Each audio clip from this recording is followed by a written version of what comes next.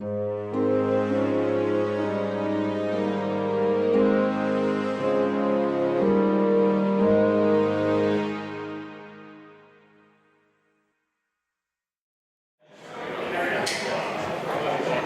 being a quorum present,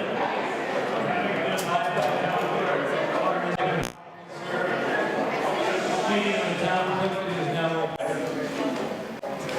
Welcome to Plympton's 308th annual town meeting. I'm John Trainor, your moderator, 62 Crescent Street.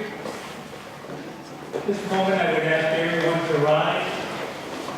We'll give a moment of silence for those Plympton neighbors who have passed away since our last meeting.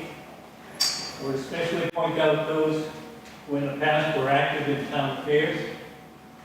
Joe Freitas, Elaine McGowan, Ann Collins, and also Lorraine Plum, the holder of the prestigious Boston Post fame.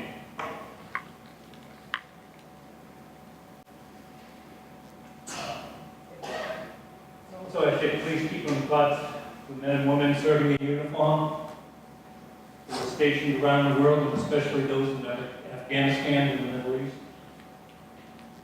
Thank you, and please remain standing for the Pledge of Allegiance. Accordingly, it is my pleasure to welcome the honor guard of the Boy Scout Troop 53 to lead us in the Pledge of Allegiance.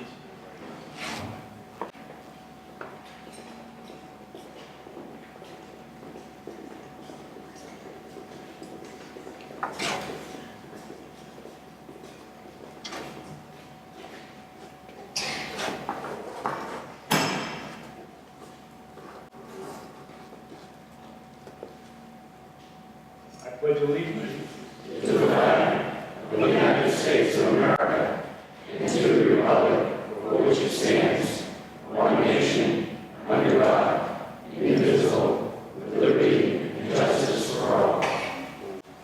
Please be seated.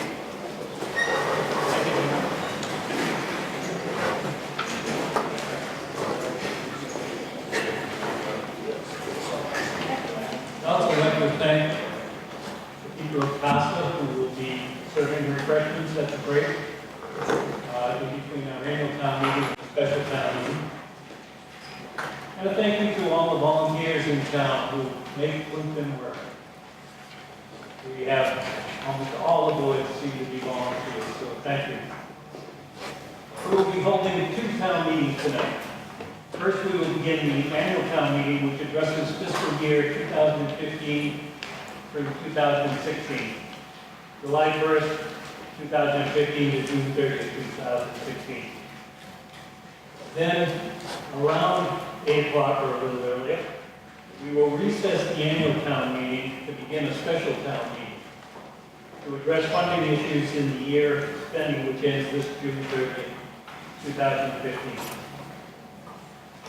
We should all have been mailed a town meeting warrant and had a chance to review it. The tellers do have extra copies if anybody does not have one. Tonight's meeting is being taped for broadcast by Carver Halifax Community Access Media. Present tonight we have on your right the Board of Selectmen,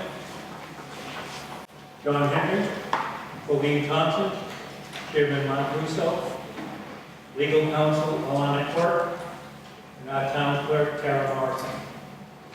On your left, we have the Finance Committee, Mark Gabriel, Marilyn Brown, Lisa Hart, Susan Nostoff, Chairwoman, as well as Town Accountant, Barbara Gomez. You are checked in by our clerks to the meeting, Patricia Denman and Jean Reynolds. And our peace officer is John Simon. Most of our town boards and officers also have representatives here this evening, including police, treasurer, fire, highway, supervisor, planning board, Board of Health, assessors, conservation committee, wage and personnel, and school committee. Since you'll be hearing from them this evening, before we finish, I will ask them to introduce themselves as they rise to address various issues. Several of our officials, however, are not residents of the town and need your permission to address the assembly. Therefore, I entertain a motion that we allow the following folks to participate tonight when and if appropriate. Town Coordinator, Dale Blue, Town Council, Alana Quirk, Town Accountant, Barbara Gomez, Town Assessor, Deborah Stewart, Police Chief Patrick Miller, Veteran Agent Roxanne Whitbeck, Principal Denton Elementary, Peter Benito, Superintendent of Silver Lake Regional School District, John Puffy, Assistant Superintendent, Silver Lake Regional School District, Joy Blackwood, and two members of the committee, Halifax Cable Media Access, Richard Goulart and John Chabot. So moved. Motion moved. Second? Second. All those in favor, please raise your right hand. Opposed? Unanimous. Are there any people in the audience who are not registered voters of Plympton that are not part of the registered voters, non-registered voters section? Procedural rules that I will be following as moderator. All motions must be seconded and no motion is in order until it has a second. Only after being recognized by the moderator may a member address the meeting. After making a motion, an article sponsor will be allowed up to 3 minutes for a presentation. You need not use the full time. Speakers from the floor will be allowed up to 3 minutes on the first round of discussion of an article and up to 2 minutes on the second round. The speaker from the floor who wishes to address the meeting for a second time on an article must wait until persons who have not yet spoken have had their turn. Should you tire of the debate as we go on, you may offer the motion, I move the question. Please remember this important procedural point. You may not make a motion to move the question after making a speech. You have to say, I move the motion. It requires a second, requires a 2/3 vote, and it may not be discussed, debated, amended, or reconsidered. So if somebody makes the motion, we still can. Reconsideration. Unless there is a compelling circumstance, I will not authorize a motion for reconsideration. And in making this decision, I will weigh the significant circumstances that may have changed, importance of the article, quantity and quality of the debate, and the margin of error.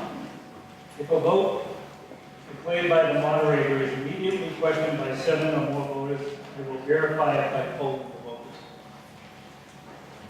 In addition to those rules, procedural rules, the laws of the Commonwealth, the town bylaws, the reference book, town meeting times set out our rules for our meeting. We have a fair amount of ground to cover tonight, so a few simple rules. Please stand when speaking, state your name and your street address. If you are unable to stand, we do have a scout who has a microphone, but unless you're disabled, I would ask everybody to use the center mic. This is important so that everyone can hear, and also that we take it for those people at home who are shut-ins who would like to see this after. The wireless microphone will not record on the cable company's microphone, so it's important to use the mic. Scoot that in. Please direct all comments through the moderator. Please direct all comments and questions to the motion at hand. Please turn off all cell phones. If proposing any substantial amendments, they must be submitted in writing. As we begin our annual town meeting, Board of Selectmen Chairman Mark Russo would like to address the assembly for a minute. Mark? It was just a year ago that Joe Frey is the longest serving selectman in Massachusetts, 38 years, sat here for the last time. Can't hear you. Can't hear you. Is that better?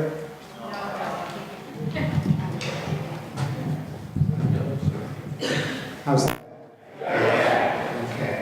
Thank you, Mr. Moderator.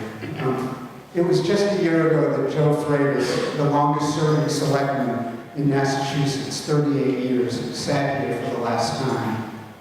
Joe admired nothing more than people who volunteered to serve the town, and especially people that put in the long hours to learn the job, and then even more, the longer hours to get the job done.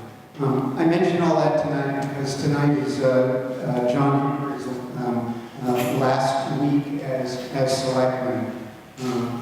And if ever there was someone that epitomized what Joe admired about putting in the time and doing the work, it certainly was Mr. Henry. Over the last few years, along the way, John and I gotten on opposite sides of some seemingly important political issues. Our political wrestling has sometimes taken the form of almost brotherly jousting. Occasionally it's gotten a little bit more rambunctious than that. But all that aside, John's been a selectman for a really long time. And whatever's one's opinion on specific issues, one can only admire and aspire to the deep dedication to public service, his substantial knowledge and know-how, his savvy, his political maneuvering, his leadership, and just plain the hard work of getting it done. John's done a lot of good things for the town, and therefore, on behalf of the selectmen and on behalf of the town as a whole, we're deeply appreciative for that good stuff, and we want to give him this evening an inscribed gold gavel. I'll hand it back. Here you go, Mr. Henry. It's really heavy. I'm not sure what you heard.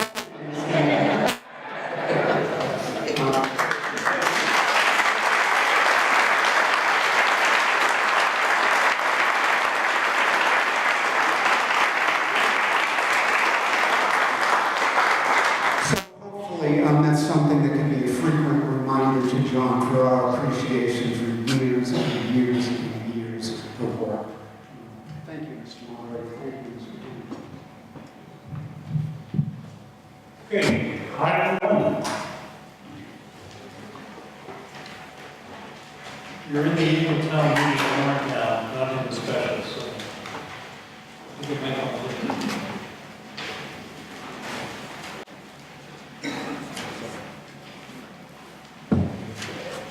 To see if the town will vote to raise and appropriate a transfer from available funds the sum of $2,000 for the purpose of preparing.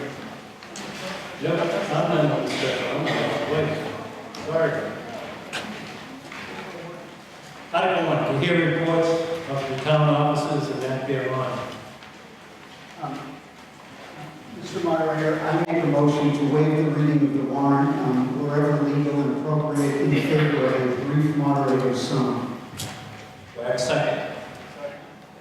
Second to waive the reading of the articles for a brief summary. All those in favor, please raise your right hand. Opposed? Unanimous.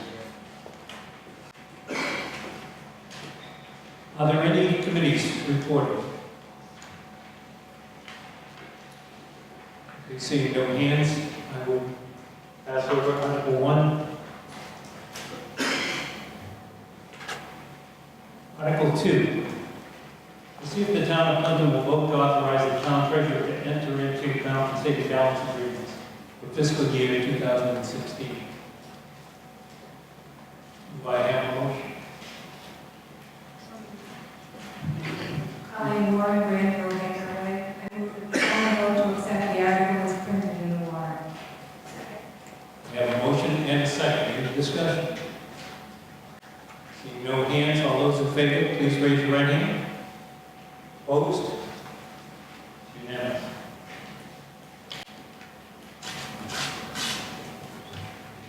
Article 3, to see if the town will vote to amend the wage and personnel classification plan effective July 1st, 2015, and to pay as wages the following sums.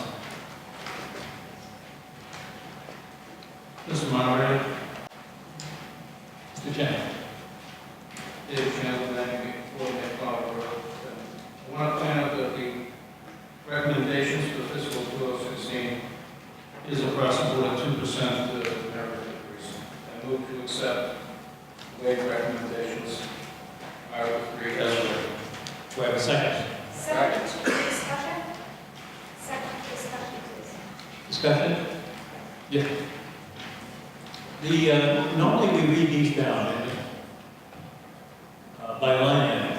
Okay, we're going to do that. Okay, so, and if anybody has a hold, if anybody wants to discuss a line item, just say hold, and we'll come back after and talk. In the past, we have not read the amounts, so I'll just go down. Start with firefighters, part-time, deputy chief. Again, if anybody has a hold, just go it out. Captain, lieutenant, firefighter, certified EMT. EMT standby at $8.32 per hour. Calls within that same shift will be paid at the EMT rate of paid per hour. EMT paramedic standby at $10.40 an hour.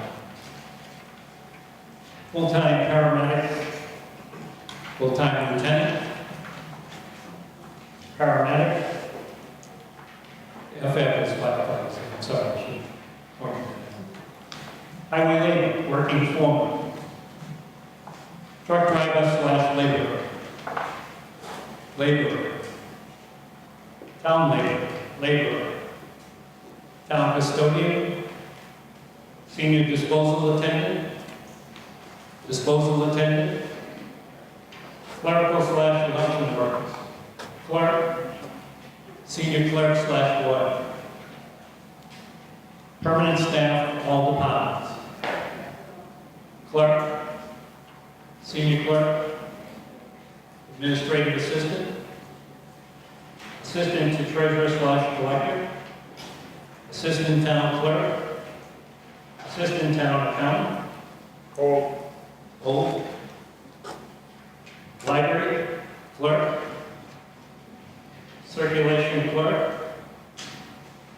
library technician, senior library technician, other employees, special police officer, police matron, salaried employees, library director, assistant assessor, senior aide, veterans agent, director of elder affairs.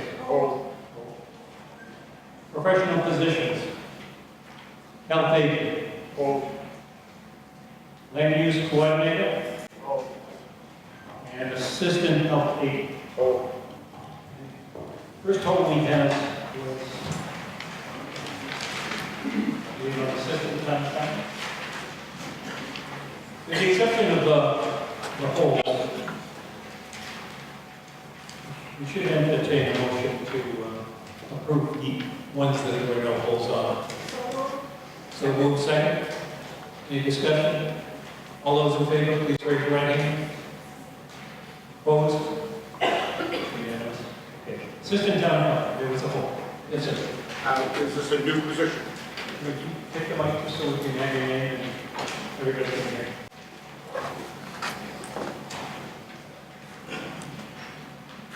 Tom Gillespie, 27 Prospect Road. My question in all my holes was, were these, since these had no 2015 numbers, are these all new positions? Okay. Yes. Going to have town accountant discuss it. As far as the town accountant, the assistant town accountant's position, it is a new position. It has been recommended by the DOR that if somebody is trained to take my place, God forbid I get sick or something. Right now, there is nobody deciding warrant if I'm not there. It's a part-time position, it's only a few hours a week, but it'll cover what the Department of Revenue in Boston says we have to do. Any other discussion on that line?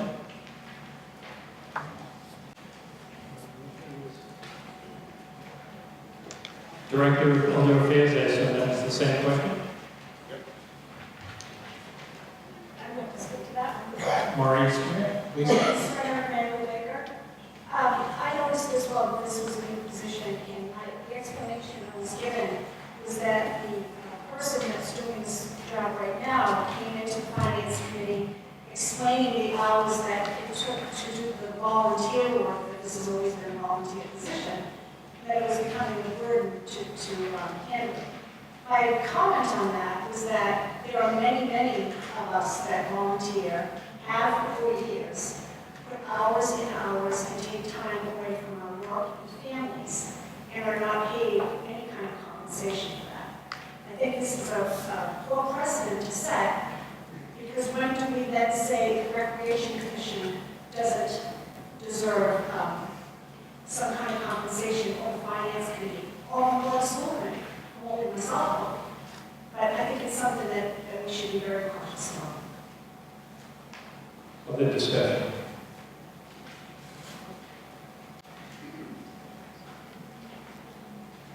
Now, if we approve the line item, all we're doing is setting the position up. There is an article later in the annual town meeting that will ask for funding of this. But you have to make a decision whether you believe Director of Elder Affairs should be a line item on this and set up that way. Does wage and personnel want to make it? I'm sorry. Susan Ossoff? Susan Ossoff, Upland Road. There is a distinction, I think, between those of us that serve either our elected or appointed boards and somebody who is actually doing a function or that is in almost all communities a paid position. We've been extremely fortunate in Plympton to have a series of wonderful people that are coordinating services for our senior citizens. And this is a very minimal compensation. It's unlikely we're going to be able to continue to get someone to volunteer. And I'll point out that in our entire $9.7 million operating budget, aside from warrant articles, our council on aging budget is currently $26,000. And I just want to say that we support strongly a stipend for someone who's, again, it's not a committee, it's not a commission, it's not a board of selecting person, it's someone providing service, coordinating services for people in our community. Other discussion? Seeing no hands. Again, this sets this up as a potential payment, but later on we'll have to vote on it. So all those in favor of the Director of Elder Affairs line, please raise your right hand. All those opposed? It's a majority passes. Should vote the previous one, I'm going to do that. Assistant Town Accountant. All those in favor of that line item, please raise your right hand. Opposed? It's unanimous.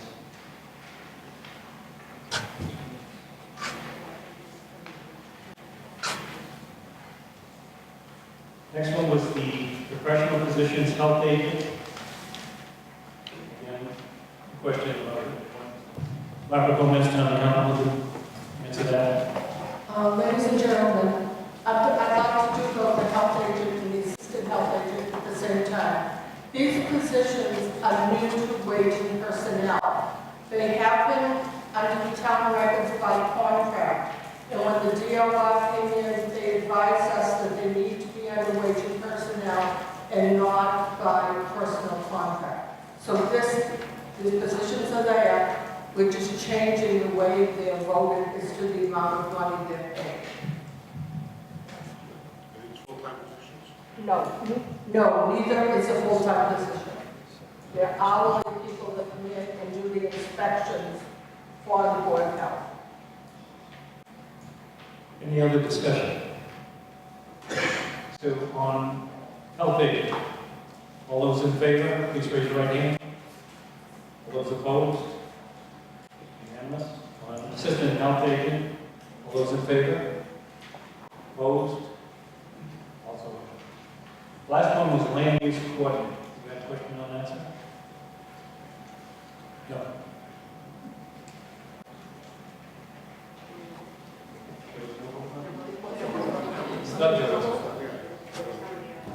Let- I think we just want to understand what the job description is. Could you just take it?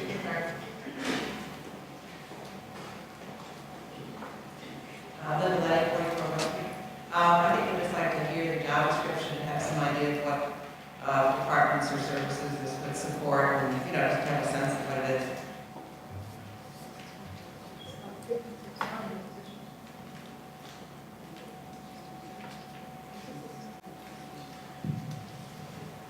Ladies and gentlemen, this is a position, this is not new. This has been on our bylaw, our wage and personnel bylaw for several years. It has never been funded, there is no person in this position, but I do not have a job description. That would have been submitted by the boards to wage and personnel a number of years ago. I'm sorry, I can't give you any more information.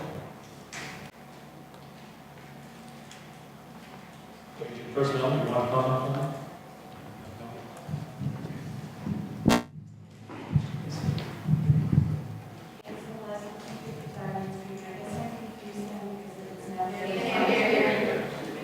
Get closer. Ansel was 255 Main Street. I guess I'm confused then because if it hasn't been funded and there hasn't been someone occupying that post, why are we proposing to increase that wage for merit?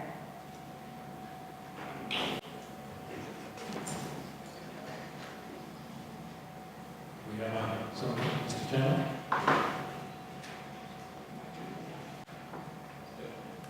We're not voting to increase the pay really in that position so much as the range on the pay scale is really what we're approving, not to fund it. So it's just, we're approving an increase in the pay scale along with every other position that we're responsible for. And there's nobody in that position now, and there's no money in the budget. Okay. Any other discussion? Actually, I was a little, I'm sorry, Lisa Hart, 7 Maria Lane Drive. I was just, when it said merit increases, I was a little, I don't know what the word is, but are there more cost of living increases? Because nobody's being reviewed before they're being given this. So isn't it just really a cost of living? And isn't that why we would increase a position that's not funded because it keeps the pay rate where it needs to be? Mr. Chairman? By merit, we mean somebody that you intend to keep and you want to give them an increase. I mean, we approve these increase in ranges, but the department that does not have to give that much money. They don't have to, if someone says not performing to expectations, they don't have to be given any increase. Well, they do, they have to stay within the range. So if they're at the bottom of the range, they would have to go up 2%. Right. So it just seems to me like more like a cost of living increase than a merit increase. So that would not be the point. Yes, sir. Thank you, John Marquette, Main Street.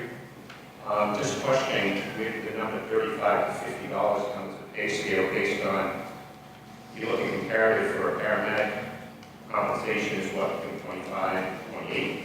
So based on the requirements of earning a paramedic license and the certification that goes on to that, why does the position that's not been defined be set at 35 to 50? Wage and personnel, address The 35 to 50 is the health agent range. We're talking about the land use coordinator. Still, where did the number come up that you described for the position that's not defined? As far as the actual pay rate for the health agent, our rate probably is the better person to speak to that. or the lanes? That's not what he said. He said $35 to $50 an hour. No, wait a minute. I thought we had the wrong, we're talking about lanes. What?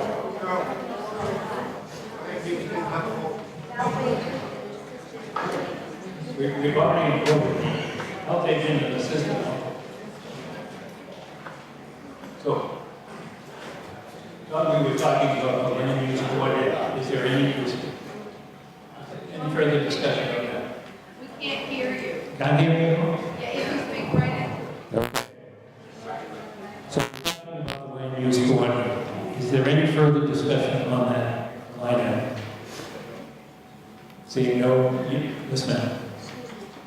If you take the microphone, please.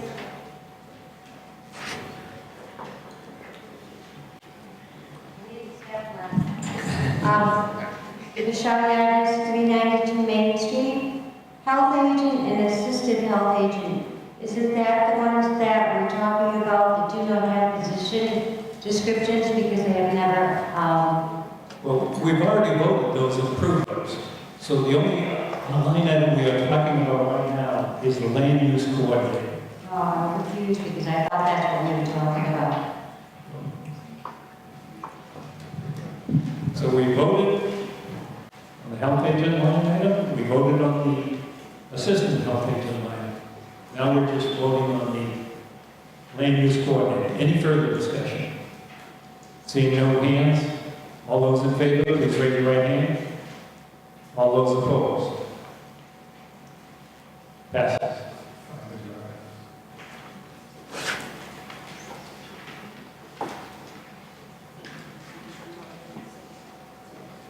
We have the special town meeting was advertised as at 7:30. Normally it's 8 o'clock.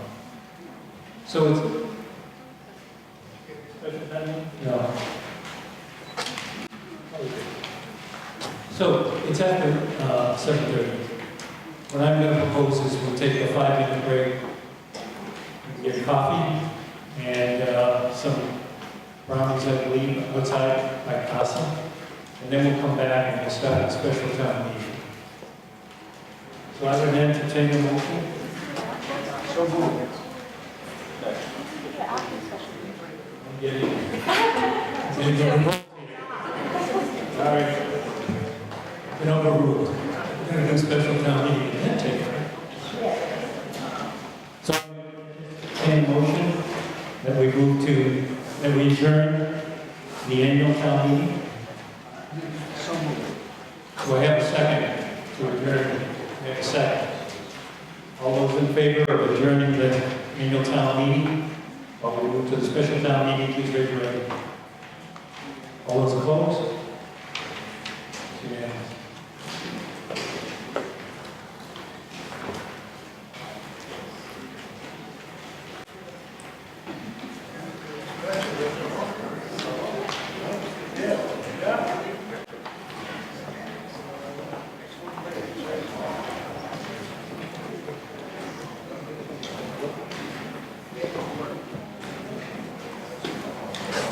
We are now going into the special town meeting.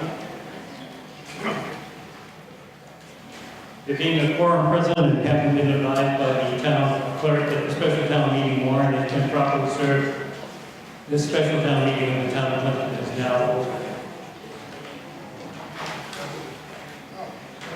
Article 1, to see if the town will vote to raise and appropriate or transfer from available funds the sum of $2,000 for the purpose of preparing the fiscal 2016 interim year evaluation. So, move your bid. A motion to move it as read. Second. And a second. Any discussion?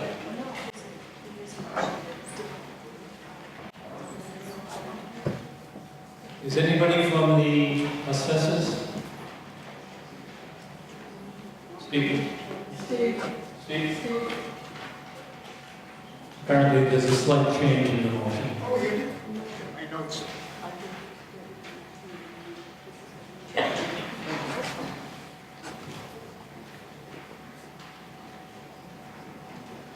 To make this legal, can I have a motion to withdraw the vote we just took? Yeah. So moved. So vote second. Second. All those in favor of withdrawing the vote, raise your right hand. Opposed? Okay, that's adjourned. So now we're back to Article 1. Mr. Lewis, if you introduce yourself. Stephen Lewis, 189 Brook Street, Board of Assessors. I move that the town vote to transfer the sum of $2,000 from May 2014 annual meeting meeting, Article 4, budget line 800, reserve fund for the purpose of preparing the fiscal 2016 interim valuation of the town. Second. We have a motion and a second. So this is transferring from one line item from the reserve fund to this line. Any discussion? Seeing no hands, all those in favor? Opposed? Passes unanimously.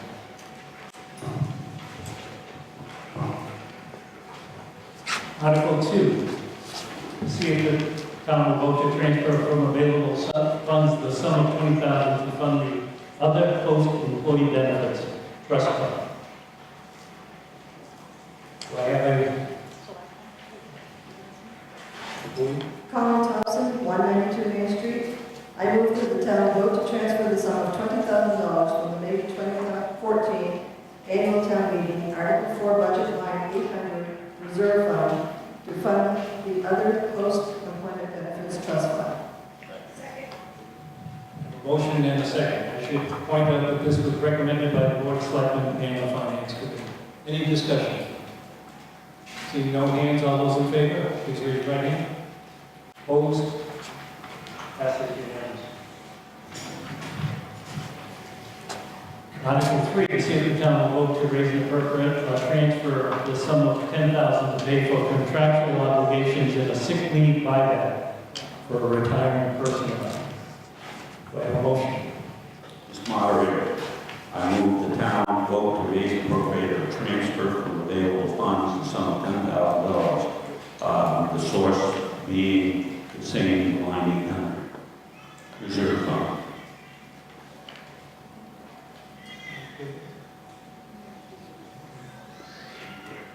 Do I have a second?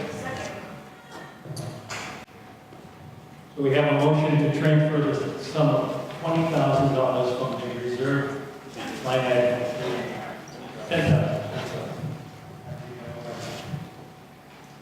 Any discussion? All those in favor, please raise your right hand. Opposed?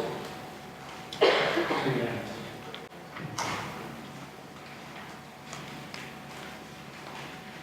Article 4, see if the town will vote to raise and appropriate a transfer from available funds the sum of $10,000 to continue state mandated repairs to the Winnetoxet Street Dam. Do I have a motion? Mr. Mulcahy. Jim Mulcahy, 3 Brackett Terrace. I'd like to move that the town vote to transfer from available funds a sum of $10,000 to continue state mandated repairs to the Winnetoxet Street Dam, taking the other action relative. You have the wrong wording. Pick up with these two. I believe the transfer comes from the reserve fund. Well, to refer to some for the funds. Okay, so One more time. I'm reading it first. I move that the town vote to transfer the sum of $10,000 from the May 2014 annual town meeting, Article 4, budget line 800, reserve fund to continue state mandated repairs to the Winnetoxet Street Dam. Do I have a second? Second. Any discussion? See no hands, all those in favor? Opposed? Passes unanimously. Article 5, to see if the town will vote to transfer the sum of $5,000 from the May 2014 annual town meeting Article 4 line 610 veterans benefits, and transfer $5,000 from the May 2014 annual town meeting line 20 group insurance, both to be added to the building and grounds maintenance account. Do I have a motion? Mr. Moderator, I move that the town vote to approve Article 5 as written in the law. Do I have a second? Second. This is recommended by the Board of Selectmen, and since it's a transfer, Finance Committee has a vote. Any discussion? All those in favor, please raise your right hand. Opposed? Passes unanimously. Article 6. To see if the town will vote to transfer from line item 515 fire equipment to line item 510 fire EMS. Do I have a motion? Mr. Moderator, I make a motion, or I move that the town vote to approve Article 6 as written.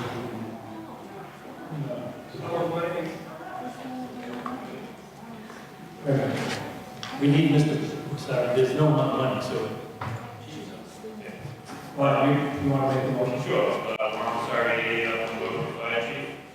Mr. Moderator, I move that the town vote to transfer the sum of $5,000 from the May 2014 annual town meeting, Article 4, budget line 515, fire equipment, to the annual town meeting, budget line 510, fire units. Do I have a second? Discussion. Seeing no hands, all those in favor, please raise your right hand. Opposed? Passes unanimously.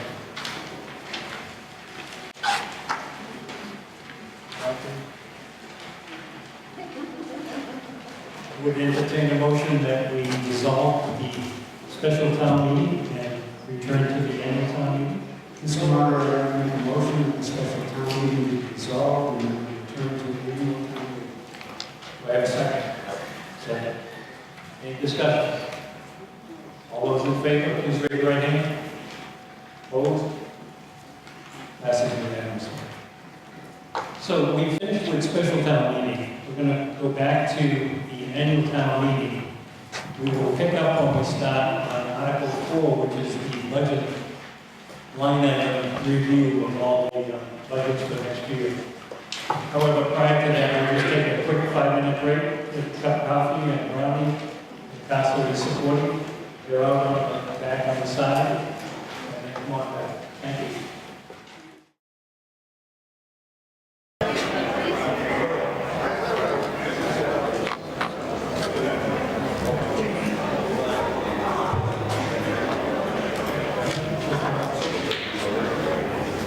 Okay, we're reconvening the annual town meeting.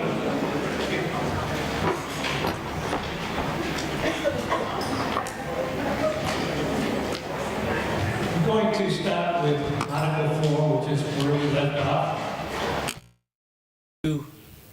Starting that, just a couple of points. First of all, Article 4, we go down by line item on each department, and if anybody has a hole, they just shout it out, much as we did with Article 3. Prior to starting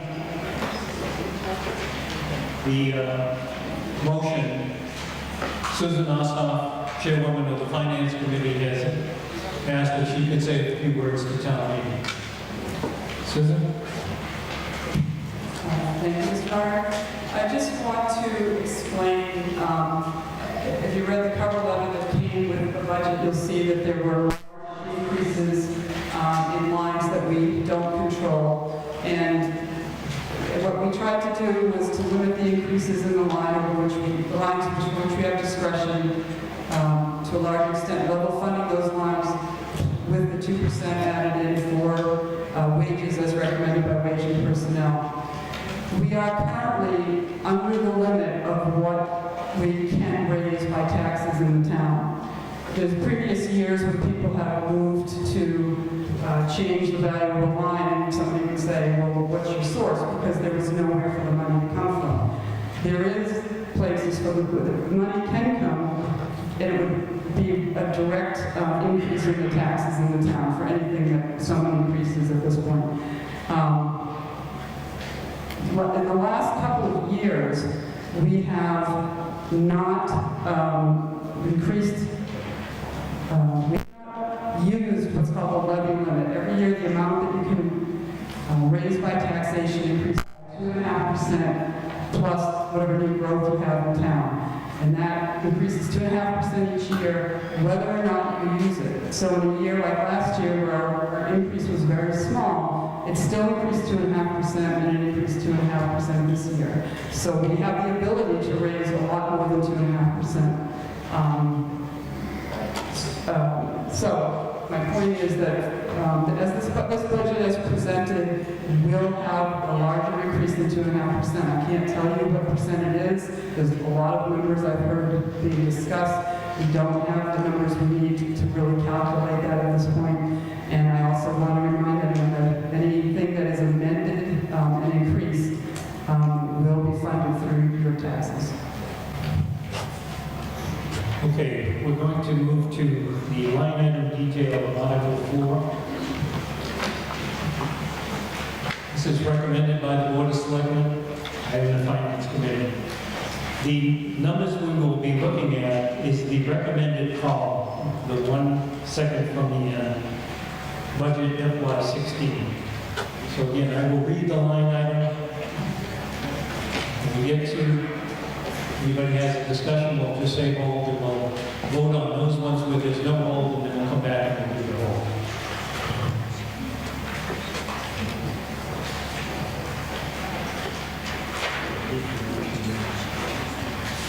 So first, to get this rolling, we need Article 4 to see if the town will fix the compensation of elected officers and to see what sums of money the town will raise and appropriate, including appropriations from available funds or borrow to defray charges and expenses of the town, including debt and interest in ensuing years. Do I have a motion? Do I have a second?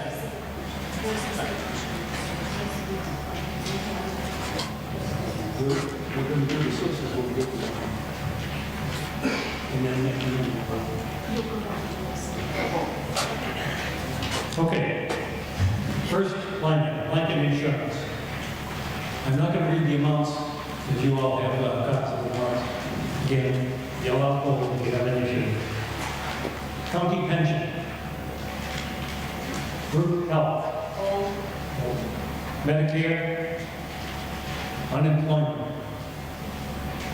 With the exception of group health, then to take a motion that we accept the other 4 line items. A motion? So moved. Second? Second. All those in favor? Opposed? It's unanimous. We had a hold on group health. Mr. Moderator, I move that the town vote to transfer $303,065 from free cash and transfer $20,000 from overlay reserve and raise and appropriate $18,710 for a total of $341,775 for group insurance. Do I have a second? Second. Discussion. Discussion. Okay. All those in favor? All those opposed? Passes by supermajority. There will be line items where we will break it down as to where the money is coming from. If it's just raised and appropriated, it's going on the tax. We have other capital funds, etc., that we can take some money from. General Government, Agricultural Commission, Conservation Commission, Open Space, Council on Aging, County Extension, Finance Committee, Historical Commission, Moderator Salary, Planning Board, Recreation Committee, Wage and Personnel. Hearing no holds, all those in favor, please raise your right hand. All those opposed? Passes unanimously. Assessors. Assessors' salaries. Assistant assessor. Assessors' expense. Hearing no holds, all those in favor, please raise your right hand. Opposed? Passes unanimously. Town clerk. Town clerk's salary. Certification compensation. Town clerk expense. Election and registration. Hearing no holds. All those in favor, please raise your right hand. Opposed? Passes unanimously.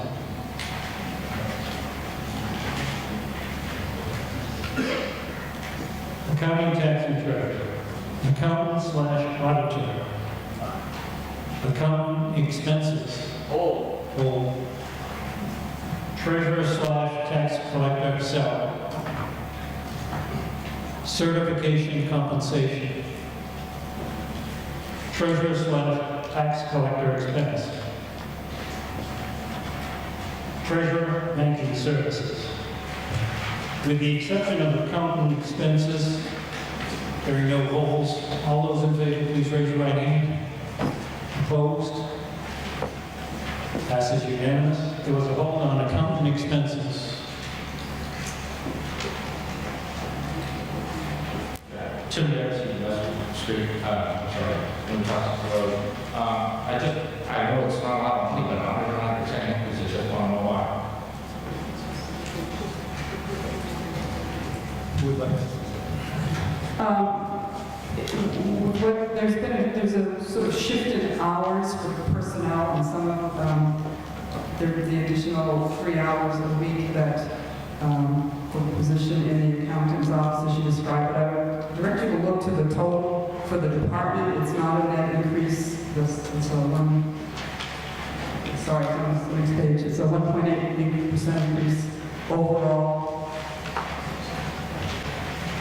Yeah, some of the funding for this is coming out of another line in that department. It's not a big net increase, but it is to add a couple hours or 3 hours a week for someone to help out.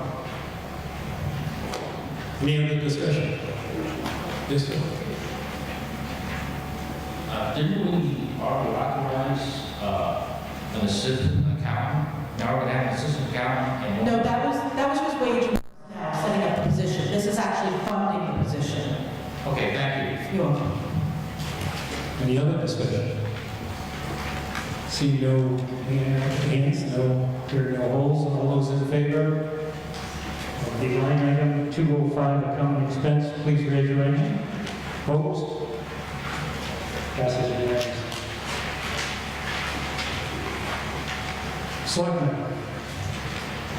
Selectmen salaries. Selectmen expense. Town coordinator. Hold. Computer maintenance. Memorial Day. Townhouse. Town council. Town reports. Utilities. With the exception of line item 240, town coordinator. All those in favor, please raise your right hand. Opposed? Passes unanimously. There's a hold on town coordinator. Mr. Moderator, just a clarification as to why the town coordinator is receiving a 3.2% increase when wage and personnel recommended 2% for the rest of the town. I'm assuming there's a contract involved. Mr. Murray, the increase was 2%, but the contract has a stipend for the cell phone that he uses for his job, and that's how that exceeds the 2% in the line overall. And that's part of his salary, not done as a different. So even though it's under here as the town coordinator, is that whole amount paid to him as part of salary and our taxes taken out of that whole amount? Or should there be 2 items as reimbursement for all? Sorry, can you pull the mic down a little closer to yours?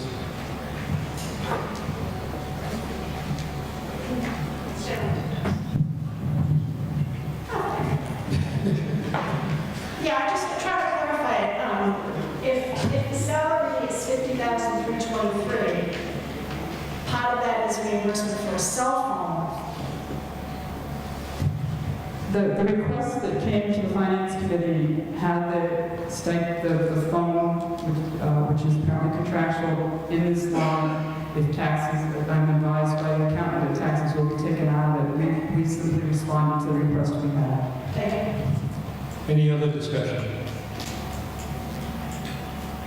Seeing no hands. All those in favor of line item 240, town coordinator, please raise your right hand. Opposed? Passes by a supermajority. Board of Health. health salaries, health expenses. Hearing no opposed, all those in favor, please raise your right hand. Opposed? Passes unanimously. Public Works, surveyor's salary. Hold. Highway labor. General highway. Equipment and maintenance. Cemetery department. Park department. Snow and ice. Transfer station. With the exception of a hold on line item. I'm sorry, transfer station, hold on. Hold on, transfer station. With the exception of line item 300 and line item 335, all those in favor, please raise your right hand. Opposed? It's passed unanimously. A hold on line item 300, surveyor salary. Mr. Mulcahy. Jim Mulcahy, 3 Bracket Terrace. Mr. Moderator, I'd like to move that we vote on the requested amount of $62,836. We have a motion to amend line item 300. Is there a second? Okay, there was second. Discussion, Mr. Mulcahy. Yes, the reason I'm asking for the vote on the requested amount is 3% as opposed to the 2% recommended. Basically, it's on 212 hours of overtime this winter. And the difference between the two figures is $619. Other discussion? Mr. Martin, although we all know you do an exceptional job, and this is nothing to do with you, when we are trying to control escalating costs in town, we have to be equitable in the increases we give. Once we start the precedent of different people getting different increases and being able to amend their requests on town meeting floor, you create a large problem. And I'd also like to point out that during the year after the last budget cycle, I believe we had increases in the stipends that you get for the transfer station and the cemetery. So there has been some additional compensation in your overall compensation. And again, it's nothing personal, but it's an attempt by the Finance Committee to be very consistent in order to try to control costs. Other discussion? Seeing no hands, we're ready to vote. All those in favor of the amended line item 300 surveyor salary, which would be $63,836 versus the recommended $63,217. All those in favor, please raise your right hand. All those opposed? I'm going to have a count.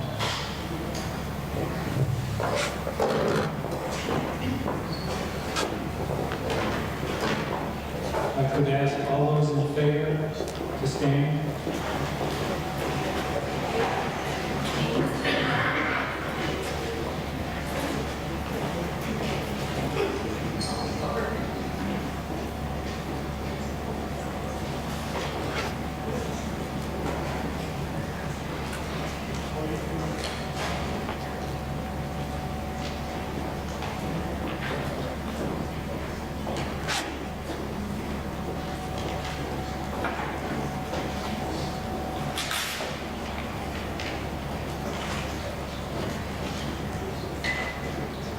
Please be seated.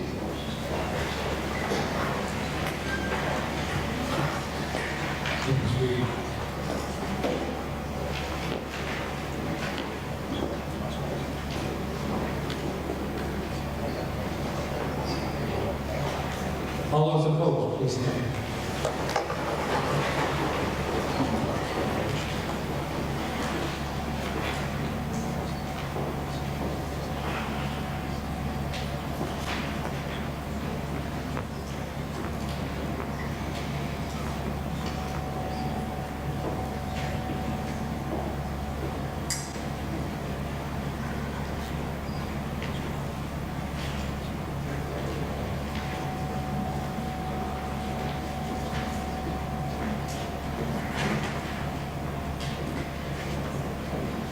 Please be seated.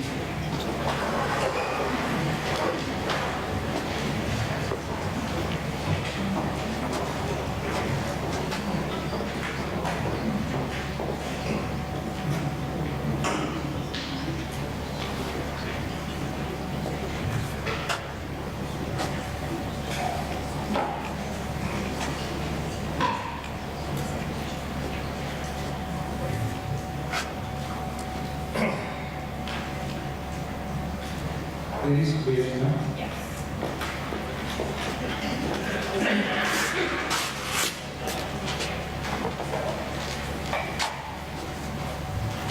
In favor of the amended Article 35, opposed 37. The amended motion fails. We'll move back to the original motion, which is line item 300, surveyor's salary at $63,217. Any discussion? All those in favor, please raise your right hand. Opposed? Passes unanimously. There was a hold on transfer station also. Change my mind, don't mind. The hold is withdrawn. We did not vote that though. Any discussion on the transfer station? Yes. Mr. Doyle. Jack Doyle, 193 Main Street. I just wanted to comment on the last vote that I just want to tell you that most of the people that voted against him live in Florida.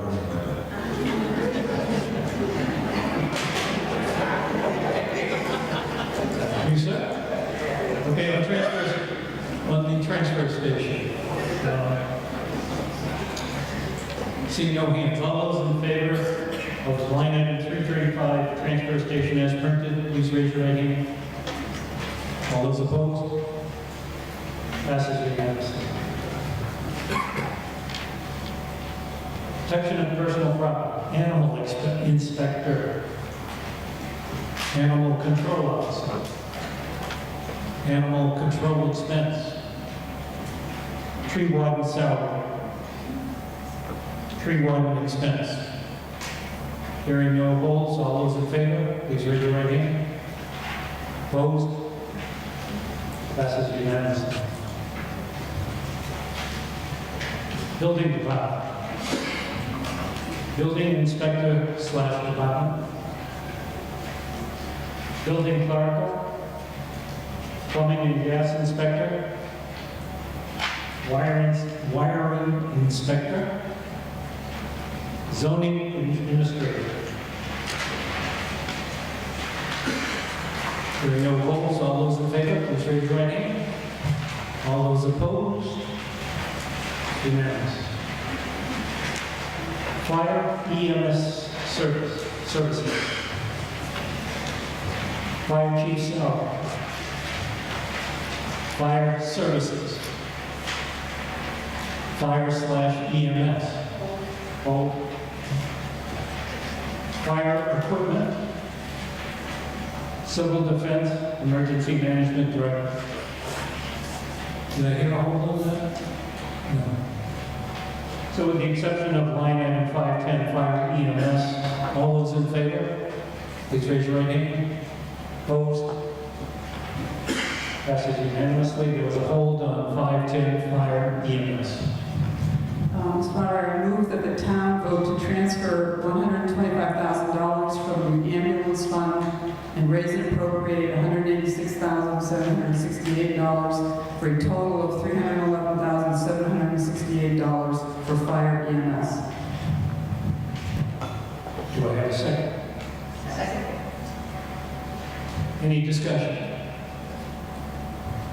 All those in favor, please raise your right hand. All those opposed? Passes by simple majority. Police services. Police chief salary. Hold. Hold. Police services. Deer. Police department. Motor vehicles. Hold. With the exception of line item 550 and line item 570, motor vehicles. All those in favor, please raise your right hand. Opposed? Passes unanimously. There was a hold on chief salary. Would you use the mic, Lisa?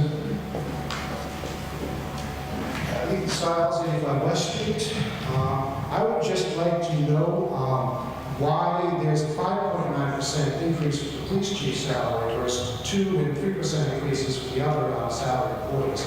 Perhaps someone could explain the reasons for the increase.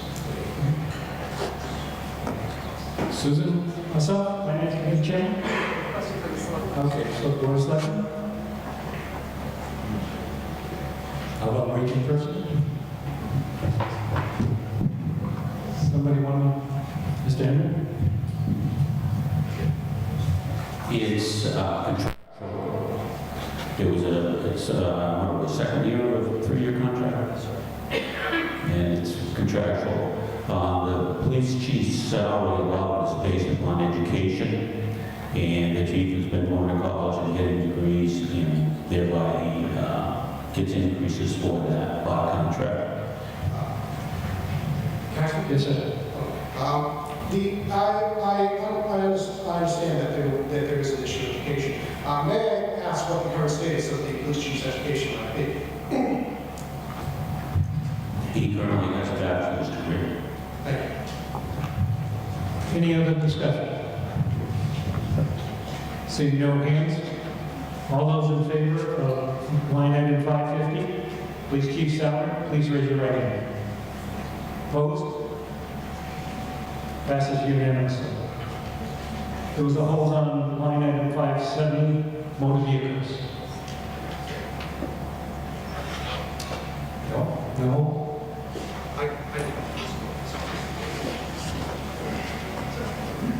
Yes, I would just like for someone to explain the 15% increase. Is that for a vehicle, or is that maintenance and repair of old vehicles? If someone could explain that, I'd appreciate it. Ms. Officer? Without having this in front of me, I may have to defer to the chief, but what happens with the motor vehicles is the first year of the lease of the vehicle, it's a warrant article, and then from after that first year, it goes into the motor vehicle line, and I believe last year we bought 2 new ones as warrant articles. You'll notice this year there's 1, and those 2 are now in the budget line for the year. So that's why that line goes up and down. It depends where you are and the leases for the various vehicles. Sometimes it goes down. I see the previous year. We have probably went up and down. Thank you very much. Any other discussion? Seeing no hands, all those in favor of line item 570, motor vehicles, please raise your right hand. Opposed? It's unanimous. Veterans. Veterans Agent, Veterans Administration, Veterans Benefits, Veterans Graves. Hearing no holds, all those in favor, please raise your right hand. I'm sorry, did I hear all? Hold on veterans benefits. You have a hold on, okay, with the exception of line item 615, Veterans Graves. 610, sorry, 610. So with the exception of line item 610, Veterans Benefits, all those in favor of veterans, please raise your right hand. All those opposed? Okay, hold on Veterans Benefits.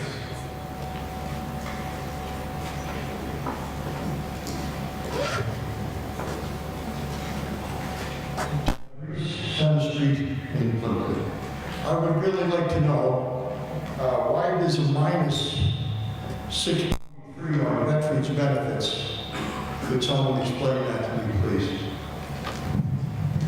Yes, if you look at the budget request, you'll see that the veterans agent, as she does a superb job with her budget, and believes that next year she needs a less amount of money than she did this year, and she requested 6.3% less, and that's what we budgeted for her.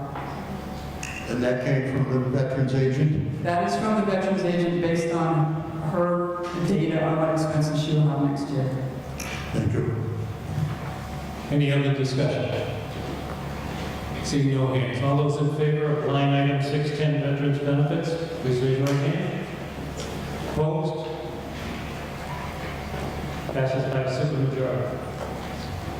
Library director, library expenses. Hearing no holds. All those in favor, please raise your right hand. Opposed? Passes unanimously. Total local school, elementary school costs. Special education, hold on special education.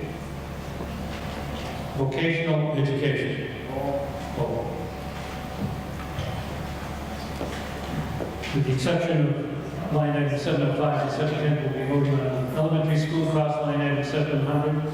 All those in favor, please raise your right hand. All those opposed? Passes unanimously. Hold on special education. Mr. Doyle. Jack Doyle, 193 Main Street. I want this explained, John Doyle, anyway. I'd like this explained. I'm somewhat involved in it, but this is a tremendous increase. Is it mandated by the state, or is it something that we've incurred, or do we have more special needs students? And the same way with the vocational education, that's a tremendous increase. Who would like to speak to that? Mr. Wick? I'll take a stab. Okay. Brian Wick, Elm Street, Chair of the Plympton School Committee. Special education was a sizable increase. You can all see the numbers. The reason for that is we have 3 new students that are new to the special ed program. We have a tremendous increase in transportation costs as compared to last year. And 1 additional child needs services above and beyond what they historically have needed, so that cost has gone up as well. The special education is mandated by the state and/or federal programs. We don't have control over the special education budget for the most part, in terms of any child that needs special education services between the ages of 3 and 22. So that goes beyond our normal K through 12 thinking. So it covers a broader range. And any student who needs special education care, we are mandated to provide the services that we are told that we have to provide, and provide the transportation costs to get them there. For the most part, they're not housed in this building here. Some of the special ed students certainly are, but a lot of those programs are beyond our borders. We have to transport them there. Those costs will continue to go up. Just to give you a feel for how special education is statewide, there are 76 bills in the current legislation filed in the State House this past year, all dealing in part with special education. It's a growing cost for all communities to bear. Being a small town, a small increase in students has a tremendous impact on the bottom line. That's what we're feeling here. The special education budget, if you look back historically, has gone up and down, depends on the number of students that we need to service. On the vocational side of things, we have, again, additional students. When we cover that one at the same time? Okay, then we'll break it up. On the vocational one, we have additional students. Again, that's a state mandate. The cost to educate those students who go to vocational schools, your agricultural schools are covered here. There's also the cost to transport them there. So those costs have gone up. Again, it's a state mandate. So these last 2 line items we do not have control over at the town level. Unlike the school costs, which you've already voted, that's what we have direct control over. Any questions? Further discussion on special education? Yes, sir. Mr. Randall. Howard Randall, 2 Prospect Road, follow up on what Brian said. I was at a meeting yesterday with the Secretary, Jim Hazer, with Senator Sonia Chang Diaz, Representative Dallas Beach, co-chair of the Joint Committee. And I would just say that there's little hope for Plympton and other communities. What I learned is that 75% of the special needs money is going to so-called gateway communities. So what we have really is a failure.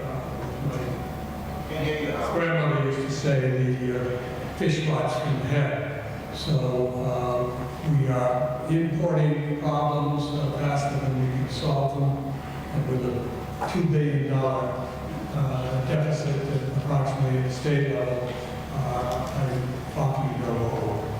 I would also say that the priorities from the co-chairs of the joint committee were that it didn't seem to be to add any more to special ed funding. That the new buzzwords are pre-K and extended day. So, cha-ching, cha-ching. There's no discussion anywhere about this stuff.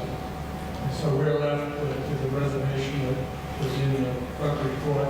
Nothing we can do about it. I would suggest civil disobedience perhaps at some point, because there is no law unless we choose to go some other route. Okay. Any other discussion? Seeing no hands, we'll vote first on line item 705, special education. All those in favor, please raise your right hand. Opposed? Passes by a supermajority. There was a hold on vocational expense. Mr. Wick briefly touched on that. Jack? Okay. Any other discussion on line item 710, vocational education? Seeing no hands, all those in favor, please raise your right hand. All those opposed? Passes by a supermajority. Regional schools. Regional school assessment. Debt and interest, regular school, regional school.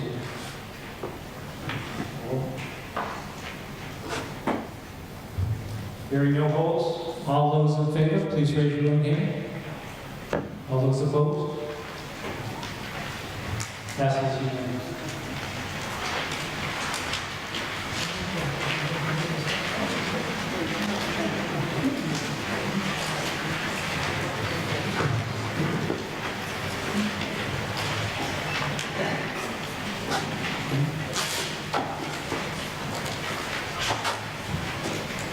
Reserve fund, line item 800. Hearing no holds, all those in favor, please raise your right hand. Opposed? Passes unanimously. Principal interest and debt. Interest slash loan slash refunds, line item 810. Principal and interest, line item 815. Okay. Debt exclusion. Hold. Hearing no hold on line item 810, interest loan refunds. All those in favor, please raise your right hand. Opposed? Passes unanimously. There was a hold on principal and interest. Mr. Moderator, I move that the town vote to transfer $74,000 from the capital fund for principal and interest. The capital purpose fund, you want to come up? The capital purpose fund was set up 2 years ago, where we take monies that come in from the industrial park and set it aside in a special fund. The thinking was that therefore we would use it for long-range projects and it wouldn't get absorbed into the operating budget automatically. The point is, though, to approve out of that fund, it first takes a vote of the Board of Selectmen. It then takes a vote of the Finance Committee. Then takes a vote of the Capital Improvement Planning Committee. And then it comes to town meeting. If any of those 3 committees have turned it down, then it goes no further. All 3 of those have voted in favor. So now it comes to town meeting, and it takes a 2/3 vote to spend out of this capital fund. So, I'm going to ask, any discussion on that before we vote? All those in favor, Of line item 815 as amended for the funding, please raise your right hand. All those opposed? It passes by a supermajority.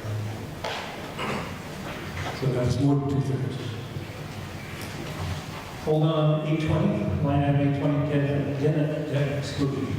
Mr. Moderator, I move that the town vote to transfer $82,294 from the capital purpose fund for the debt exclusion. Like I said. So, same explanation. Board of Selectmen voted. Finance Committee was voted. Capital Improvement Planning Commission was voted. Now it comes to town meeting. Again, we need a 2/3 vote. If you agree with this, any discussion? Seeing no hands, all those in favor of line item 820, debt exclusion, as the motion was made, please raise your hand. All those opposed? Passes by a supermajority. 11-2. Okay, so we've gone through the line items. Give us 1 minute, we'll just total up, see where we are.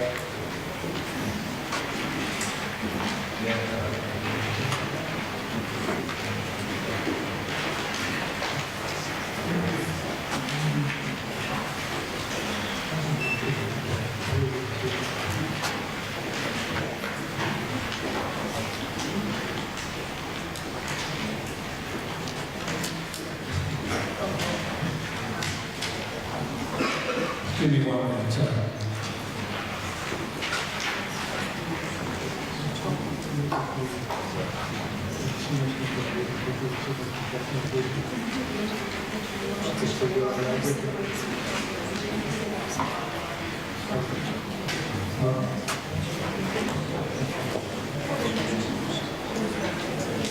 So there's no change in the bottom line number, and we have voted individually where the line items are funded from. So we're good to go on.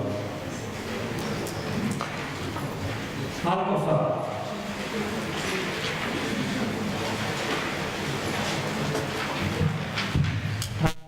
See if the town will vote to raise and appropriate a transfer from available funds the sum of $31,500 to conduct financial audits. Colleen Moore, November Baker Way, I move the town vote to accept the article as printed in the warrant. Do I have a second? I have a second. Any discussion? Seeing no hands, all those in favor, please raise your right hand.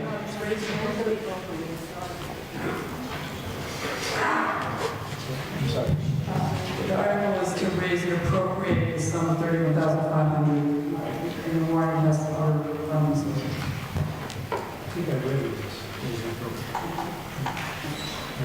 Big vote. So all those in favor, please raise your right hand. All those opposed? Passes unanimously. Article 6, to see if the town will vote to borrow in anticipation of reimbursement of sum of money as the state share of the cost of work under Chapter 9, Section 34-2A of the general laws. Mr. Mulcahy.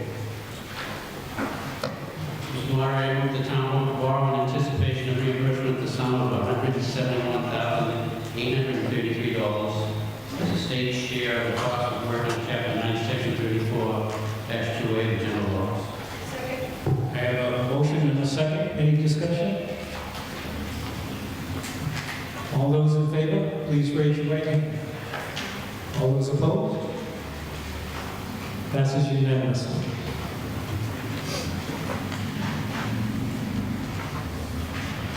Article 7. To see if the town will vote pursuant to the provisions of Massachusetts General Laws, Chapter 44, Section 53E and to reauthorize revolving funds for certain town departments and offices for the fiscal year beginning July 1st, 2015. Ms. Moore. Colleen Moore, November Baker, I move the town vote to accept the article as printed in the warrant. I have a motion to accept the article as printed. Do I have a second? I have a second. Any discussion? Seeing no hands, all those in favor, please raise your right hand. Opposed? Passes unanimously. Article to see if the town will vote to raise and appropriate from available funds the sum of $14,000 for the purpose of preparing the fiscal 2017 triennial real property valuation of the town. Right. Mr. Lewis. Do I have a motion? Moved is read.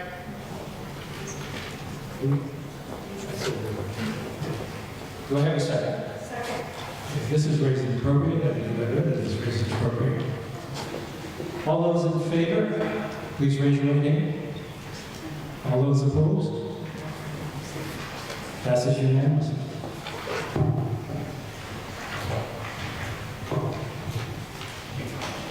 Article 9, to see if the town will vote to raise and appropriate from available funds the sum of 11.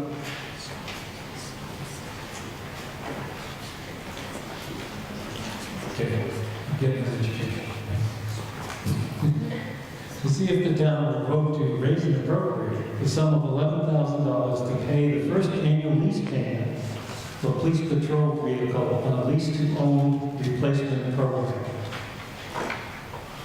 Do I have a motion? Mr. Moderator, I move that the town vote to raise and appropriate the sum of $11,000 to pay for the first year annual lease payment for police patrol vehicle on a lease-to-own replacement program.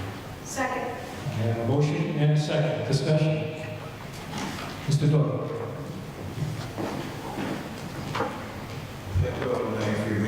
Are you leaving out the transfer from available funds purposely?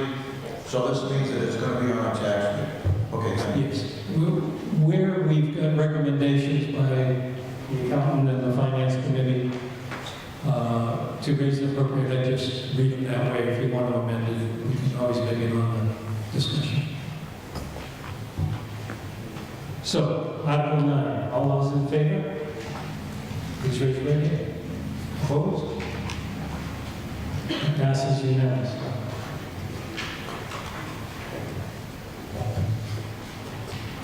Article 10, to see if the town will vote to raise and appropriate the sum of $5,000 to be paid to the acting council on aging director for services rendered to the seniors of Plympton.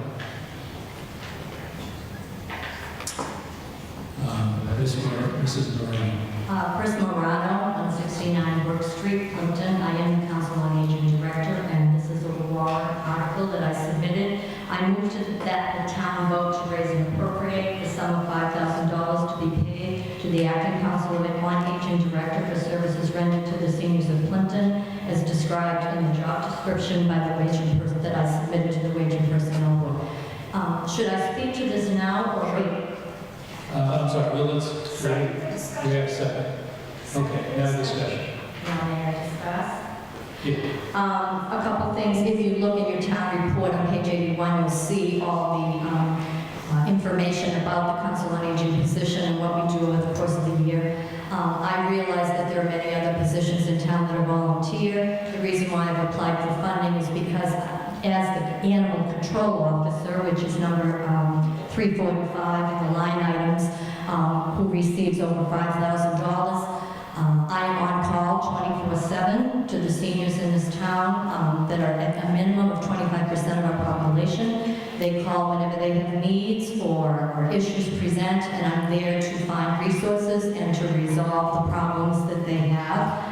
I manage financially the Council on Aging budget. I submit it to the Finance Committee. I also am a grant writer. I have to submit a grant to the state for the amount of over $5,000 every year to fund the Council on Aging. I also write grants that have brought in over the past 2 years, each year over $800 in supplies and materials, computer, GPS, emergency items for emergency management.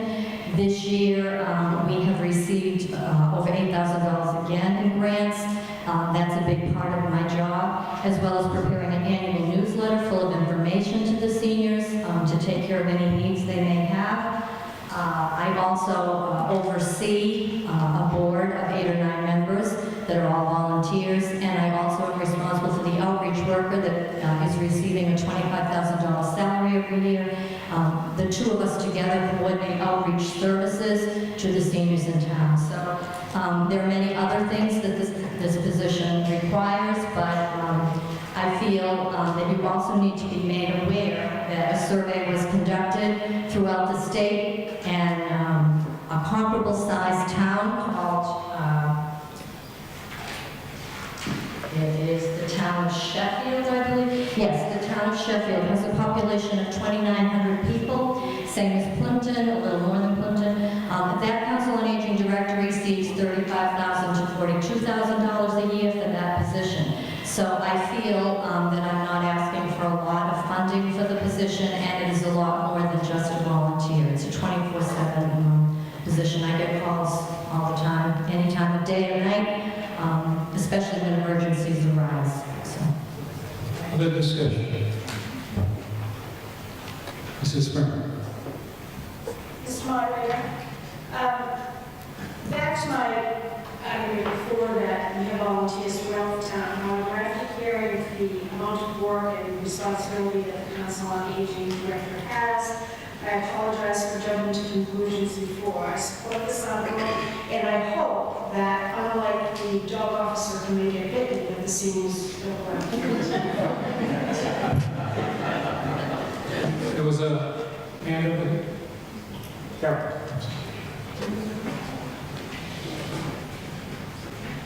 Carolyn Cristofano, 98 Main Street. I apologize if this information is available to me through other means, but it's all I did get here tonight. So I guess I have a question about the structure of this. You mentioned that you oversee the board, and I know in a lot of the other types of positions, well, I guess I don't know, but what I'm used to in sort of nonprofit, non-public sector is that the board hires and fires the person who would be in your position. So, I mean, we're doing more than just funding you for next year. We're setting up an official position. So I'd like to hear more about who oversees the Council on Aging Director. If you get somebody who served a day in there, how do we manage that? How do we control all of those issues? And you said that you also oversee someone. Is that written into the job description? Could you talk to that, please?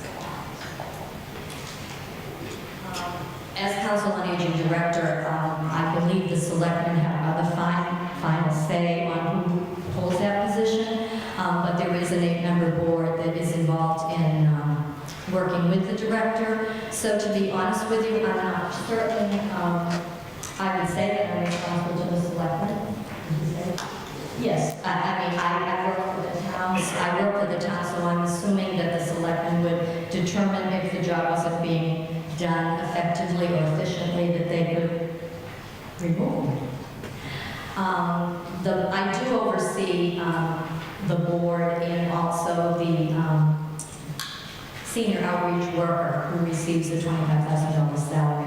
So it kind of seems strange to me that he's getting all the money and I volunteer. I'm the one in charge of what he does. So I just think that this is to kind of verify that this is a valid position in town. The Council on Aging was served before by someone who volunteered for over 30 years, did a lot of work behind the scenes, and I just feel now we have office hours at the townhouse. I think people need to realize that this is a valid part of our population that deserves recognition, and I've worked hard to make that happen and make people aware, and this is just part of it. So, does that answer your question? Further discussion? Yeah. Seeing no hands. Okay, just for clarification, I just have a follow-up. Are you a voting member of the board and will you continue to be, the council? Okay, now I'm going to just comment. That seems a little strange to me, just because usually in a board, the board is exercising some control or guidance over the director, so it seems strange that the director would be voting. Other discussion? Mr. Doyle.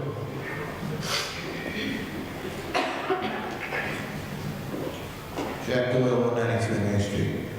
This is not the United Way, and if you're most of us who are in the town hall or in different departments are involved with Chris in one sense or the other. And if you were around here during this last winter, other you people who went to Florida, you saw what Chris did with the wellness of the seniors in the town and being alert to them, the police and the fire are aware, checking up on the seniors, make sure that, because a lot of our seniors, they're a bunch of independent buggers. They won't, but Chris does an amazing job, and whoever's in that board, they all do a great job. But this is, I'm sorry, $5,000 for this job is ridiculous. Just give it the money.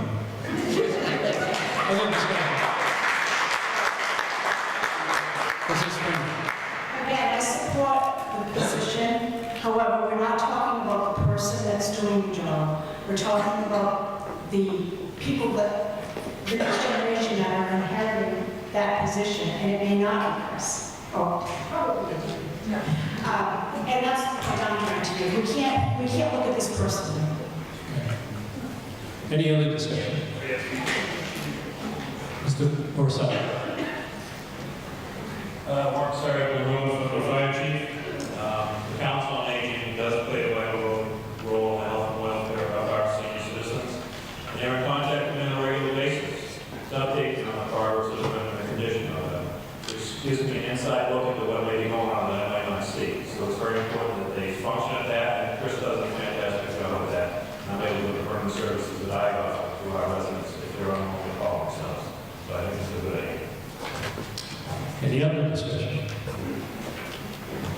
Seeing no hands, all those in favor of the motion, please raise your right hand.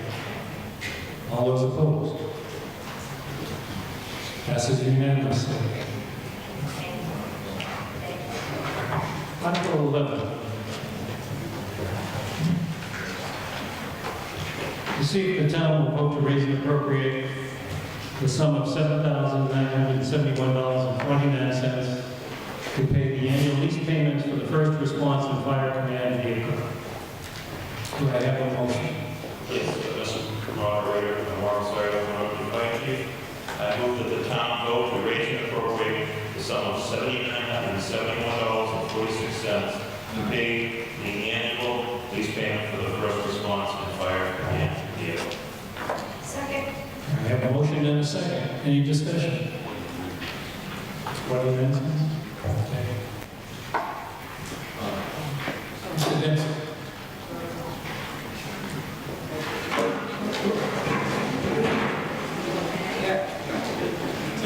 Wake up, I'm having a hand. Sorry about that. Okay. Chief, I think you made a mistake. You said 46 cents, and I think you meant 49.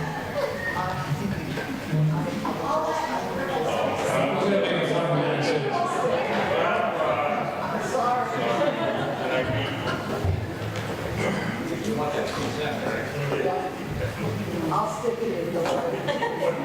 Okay, we have a motion on the floor, a second. Any further discussion? All those in favor of the motion, please raise your right hand. All those opposed? Unanimous.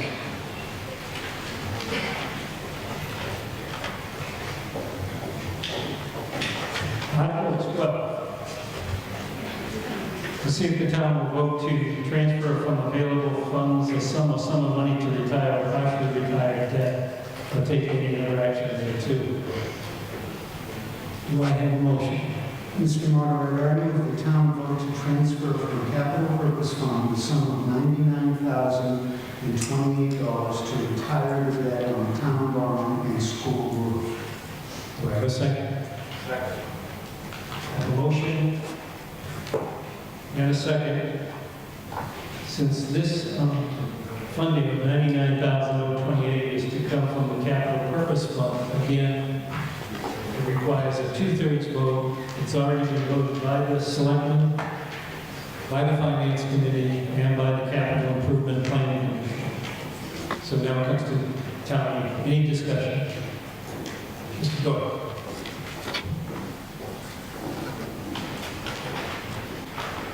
on Main Street. We're retiring this debt. What is the interest on the debt that we're paying now? Do you know that? What is it, Jim?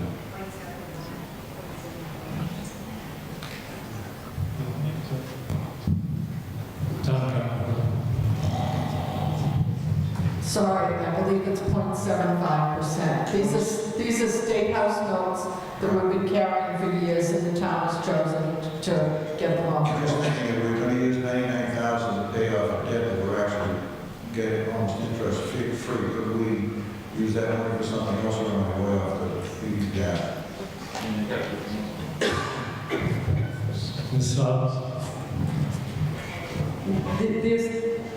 The debt on the school roof, in particular in the town barn, is really old debt. For there are many years when we paid, the town paid interest. It predates the additions to the school renovation. And we felt that it was time to retire that debt because we had the money available in the capital purpose fund. If you don't vote this, it's not going to. I presume the question relates to taxes. The capital purpose fund money is here. It has nothing to do with. It comes from taxes. However, not voting this is not going to change the taxes for this year. It's a way of reducing some of our debt in anticipation of addressing our public safety building needs. Other discussion? Mr. Hammond?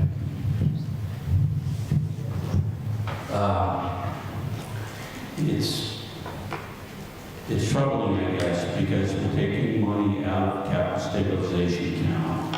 We have it invested at 1.17% interest, and we're paying off debt that we're paying 0.75% interest.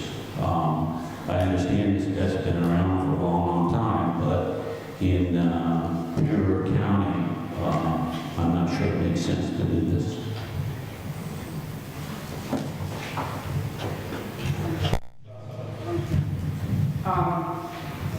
If $23,206 of this has to be paid this year, so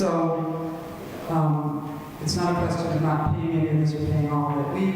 I would just say that the Finance Committee has been working since January and came up with what we believe is a very sound plan for the town. We're all taxpayers here. We're trying to use the capital purpose fund wisely, and we believe this is an appropriate use of the money. Other discussion? Mr. Gold.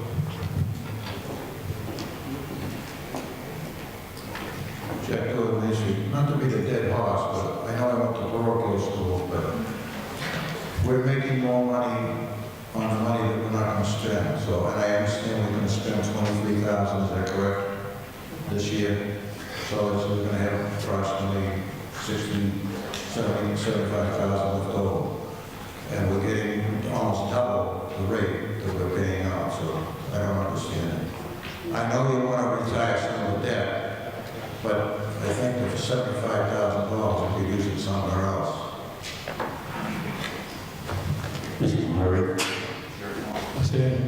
the $23,000 that was brought up basically is a payment that typically is in the operating budget. So basically, we're taking $23,000 out of the capital stabilization account and using it for something that's typically carried in the operating budget. Yes, Mr. Murray, but if we do this and pay it off, that $23,000 will not have to be in the operating budget next year either. What was the question? Let me see, anybody who has not talked who wants to discuss? Okay. He's done. I want to make sure that we get a discussion. So are we discussing whether we move the motion or move the article or? I haven't accepted the move the motion. Okay. So we're talking about it. All right. What Susan just said was framing that in a way that I wonder if she could expand a little bit more so that we can look at trade-off between taking it out of our capital expenses versus operating budget for the next few years.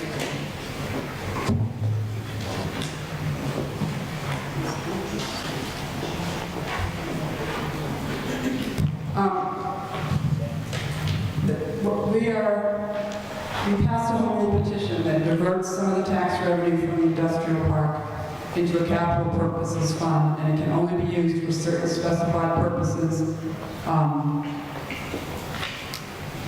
One of which is principal and interest and debt.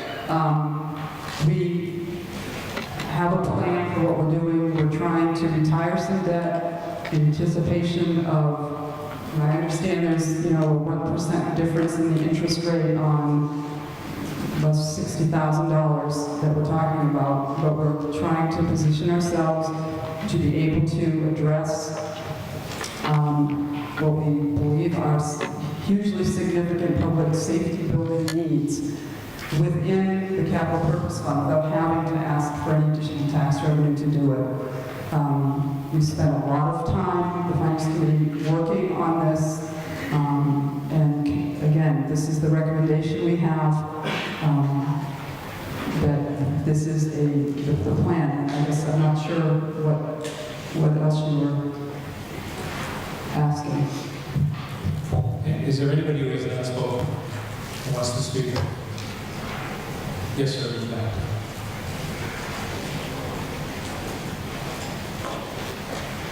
Peter Meissner, Mount Bradford.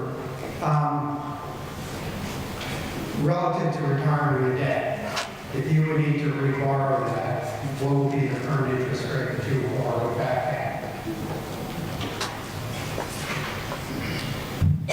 That's something we would know till we got into June and had to deal with the banks because there's state house notes and we do them on an annual basis. It's not a long one, and the rate does change annually. It could go up, we don't know. But they want to pay it off this year in July. So I'm still unclear in terms of what the advantage is of freeing or paying this debt off and creating headroom versus leaving money in the capital fund, which is more commercial business would be viewed as collateral. The main reasoning, or a significant part of the reasoning on this decision is that the school roof repair, that this money was, which was separate from the rest of the school project, is old. And we didn't want to, at some point, be faced with repairs and replacement of this part of the roof on this part of the older part of the building, while we're still paying off the original debt that we were unable to pay off. We were able to make payments on some years ago when we were not planning as well for our capital expenses. That's part of the reasoning is it's very old debt that we think we have the ability this year without any payments for public safety buildings to clear some of this debt, and that is our reasoning in doing it. And let me add, if we don't, we will still have to pay that $23,260 out of the capital fund as part of this article if people choose to not support what we want to. We have researched in looking at what it would cost us to borrow for a potential public safety bill. And Dale, I think we're in the 2.5% to 3% range for long-term bonds. But let me take a shot one more time. If the payment on this debt is $23,000 a year and say it's for, I guess, 3 years, basically what we're doing now is we're taking 3 years operating expenses. If we, business as usual, continue to take $23,000 a year out of operating expenses, that's what happened for 12 years. What we're doing now is we're prepaying operating expenses out of the capital stabilization account. Now, what that does is it leaves that $23,000 that can be spent on something else in the operating budget under the levy.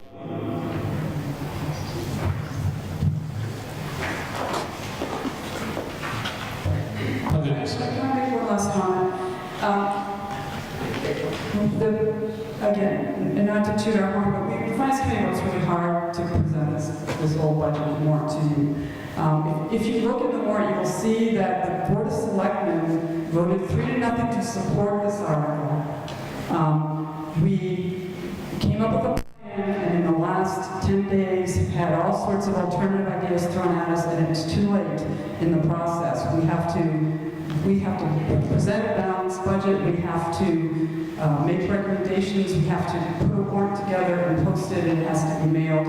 We don't post it, but we made these decisions, and these last-minute recommendations that are being made to change our approach, I guess, is extremely frustrating for us in our attempt to be clear and present you with what we believe is the best choice, and in a time frame in which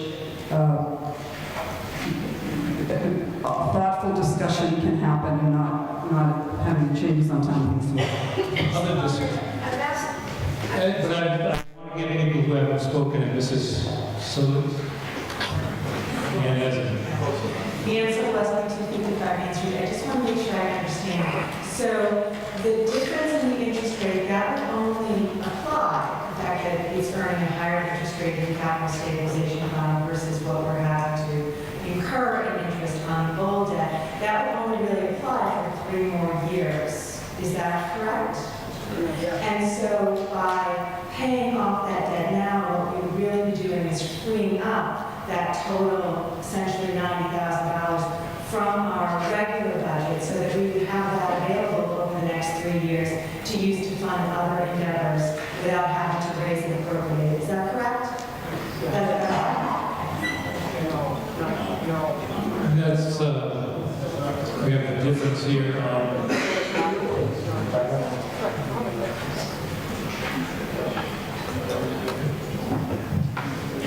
We would have that money to use to raise and appropriate in other items over the next 3 years. Or not spend it at all and stay under the levy limit. If I can add one last thing, this was also part of our attempt in a year with significant costs that we can't control to take money out, to deduce what we could out of the operating budget in an attempt to lessen the impact on your taxes. Okay, I have a motion in a second. I had a motion. Second, I guess it sounds like we're done discussion, so we'll just vote on the article. I need a 2/3 vote for this to pass. To be voted favorably, it will require a 2/3 vote. So, on the motion, we transfer from the capital purpose fund the sum of $99,028 to retire the debt on the town bond and school roof. All those in favor, please raise your right hand. All those opposed? Motion passes.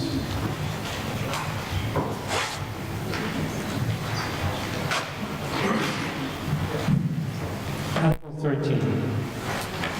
To see if the town will vote to raise and appropriate or transfer from available funds the total sum of $104,691.46 to pay the annual lease payments for the 2013 fire department pumper tanker and the 2008 Smeel pumper and the 2008 GMC EMS vehicle as part of the lease to own program. Mr. Borson. Mark Sardi, Fire Chief. I move that the town vote to transfer from the capital purpose fund the sum of $104,691.46 to pay the annual lease payment for the 2013 fire department pumper tanker, the 2008 Smeel pumper, and the 2008 GMC EMS vehicle as part of the lease to own program. second. This is being recommended to come out of capital purpose fund. So again, the Board of Selectmen, Finance Committee, and the Commission, Financial Planning Commission have voted in favor. Takes a 2/3 vote for this to pass. Any discussion? Mr. Lewis.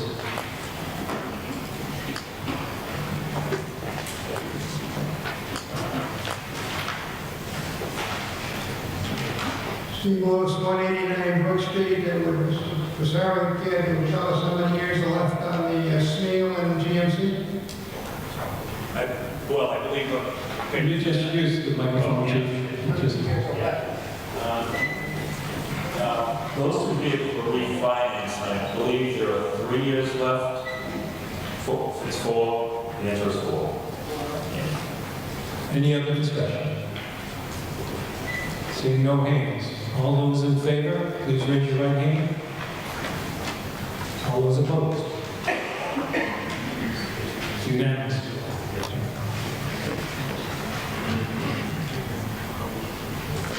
Article 14, to see if the town will vote to appropriate a reserve from the Community Preservation Annual Revenues in the amounts recommended by the Community Preservation Committee. Do I have a motion?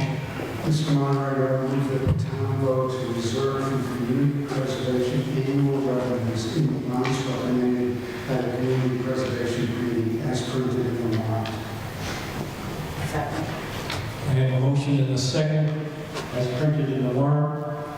This, I believe, is a housekeeping in a sense. Would you like to? Yes, Mr. Moderator, this is a housekeeping article mandated by CPA law. We pass it every year. We're required to put a 10% of anticipated CPA receipts into various project categories, and that's what we're doing. Discussion. Seeing no hands. Oh, Mr. Floyd? Can you just tell us the amount? Check, please. Sorry. The amounts are all in the warrant. Right there, thank you. Yeah. Is that the one in black and white?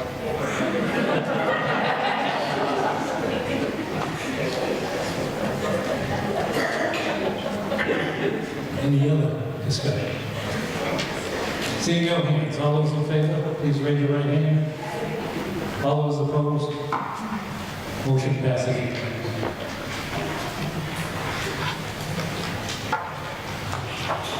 Article 15, to see if the town will vote to raise and appropriate or transfer from available funds the sum of $26,500 to reimburse the town of Kingston. Mrs. Spring. I move that the town vote to raise and appropriate the sum of $26,500 to reimburse the town of Kingston for an imbalance in fiscal year 2014, Chapter 70, State 841, in accordance with an agreement between the town of Kingston and the town of Plympton, authorized for the Article 26 of the May 14, 2014 annual town meeting. Do I have a second? Second. Second. Mr. Russo, do you want to speak to this? Well, merely to say, town meeting voted last year to reimburse Kingston. We were under-assessed, they were over-assessed. This is simply the second year, second payment in the 4 years of making those payments. Other discussion? Seeing no hands, all those in favor, please raise your right hand. All those opposed? Passes unanimously.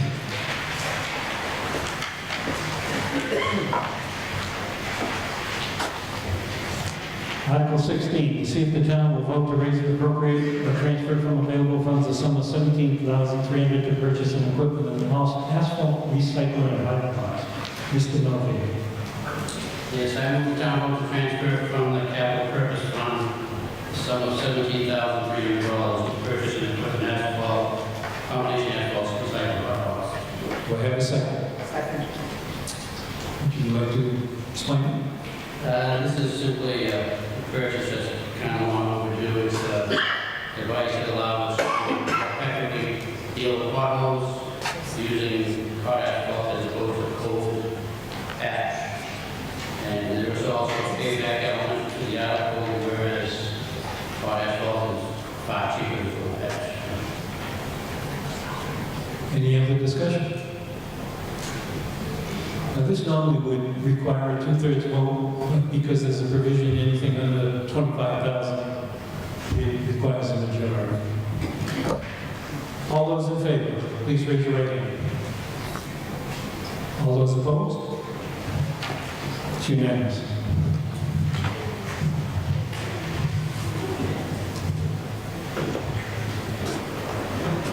Article 17. See if the town will vote to raise and appropriate or transfer from available funds the sum of $25,000 to employ an engineering project consultant to review plans, request for proposal, and final bids for construction of public safety facilities and related infrastructure improvements. Do I have a motion? Mr. Moderator, I move that the town vote to transfer from the capital purpose fund the sum of $25,000 to employ an engineering project consultant to review plans, request for proposal, and final bids for construction of public safety facilities and related infrastructure improvements. Second. I have a motion and a second. Mrs. Lowe. I would like to make an amendment, suggest an amendment. So if I suggest an amendment first, then we can talk about it, or do you want to? I would rather have a discussion first so we make sure that people have a level playing field before we change the motion. Discussion? Mr. Doyle and then Mr. Dempsey.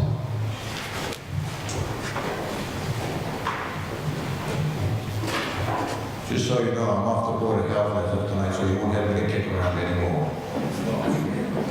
Hey, am I dreaming, or didn't we just go $40,000 at some of us on the panel, Sue, to go through this whole thing? We had plans and everything about what we wanted to do, and we got plans for buildings, locations. What are we doing this for? Who wants to vote? This is to have somebody to help coordinate the project, to make a campus plan for the townhouse location, to oversee the landscaping, the plans for the entrances and exits, to make everything run smoothly. Do we have a copy of the plans that we had, that we paid $40,000 for? Because I think if you look at those plans, you'll see that everything that you just asked for is in those plans. The landscaping, the parking facilities, the locations, some of the locations we might need to have, or am I just dreaming? Mr. Dempsey.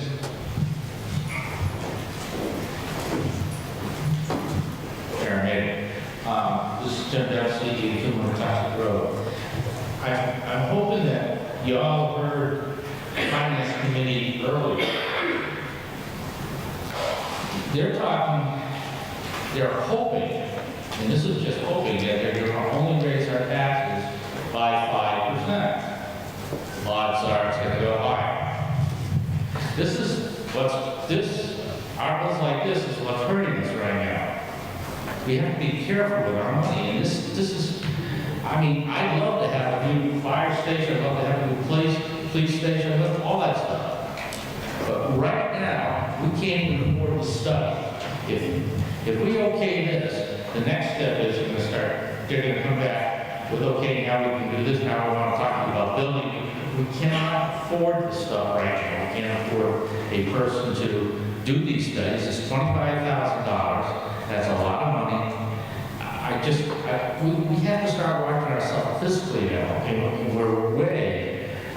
If you listen to the Finance Committee now, by doing this, we're not even level funding anymore.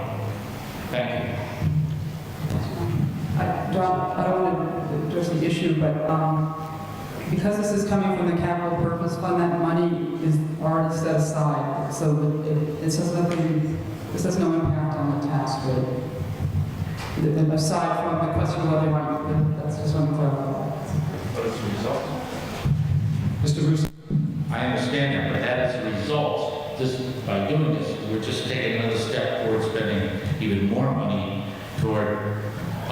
buildings that we just can't afford at this time. Mr. Russo. Mr. Moderator, I'm going to speak as a private citizen here rather than as a board of selectmen because I'm an abutter to a property that was at least once considered a property where one of the public safety buildings would be. So I'm speaking as a private citizen, but I have attended all the meetings. I want to make clear here that the previous plan that we spent $50,000 on was step one. This is step two. There have been meetings of the committee working on this for the last 6 months. The attempt here is to build a prefab building. All of the engineering and architectural costs are built into the cost of the building. This committee is ready to move forward, has a plan to move forward on the police station, the first of two parts of this project. This money, the $25,000, is to garner some professional advice to make sure that nothing is missed. The goal coming out of the committee with the help of the consultant that would be hired with this money would be to be able to come back to town meeting with a proposal for a new police station that would probably be 40% less expensive than if we did it the other way. It also would leave open thereafter the chance to build a fire station, again, for potentially 40% less. The hope that we could end up spending $4 million rather than $8 million on the new public safety buildings that ultimately we have to do. And again, just to stress what Susan said, all of these funds would come out of the capital stabilization fund. They would not affect the tax rate at all. Much unlike very many towns that build new, very substantial buildings that end up with tax overrides and the like. So this is simply the next step in a project. Instead of coming to town meeting and asking for 10% of the cost of the whole project for architectural and engineering designs, which could be $400,000 or more, we think we can do this on the cheap and do it right. And that's the reason. Other discussion? Mr. DeCristofano.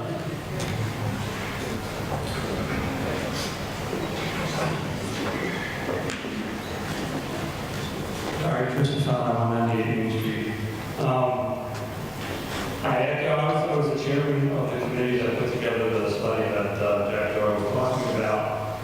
And I agree with what the selectmen are trying to do. This is the next stage to get into the more detailed part of this process. What we did as a committee was to lay out possible designs and how to fit together. We need this next step. And as far as the expense of building a new police station, it is indeed an expense, and it will be when the time comes, but we absolutely cannot afford not to have it. If you read that report the committee put together, you can read the details of the state of our current police department. We cannot afford not to have a new one, and we need to take this step to keep it moving forward. Other discussion? Mr. Henry. I want to add a word of caution. Dale and I have done a lot of work looking at potential bonding for this project, and the capital stabilization account will fund repayment bonds that would be issued to finance both the police station and the fire station. But the caution is, we cannot continue to cover operating expenses out of the capital stabilization account. That is just purely wrong.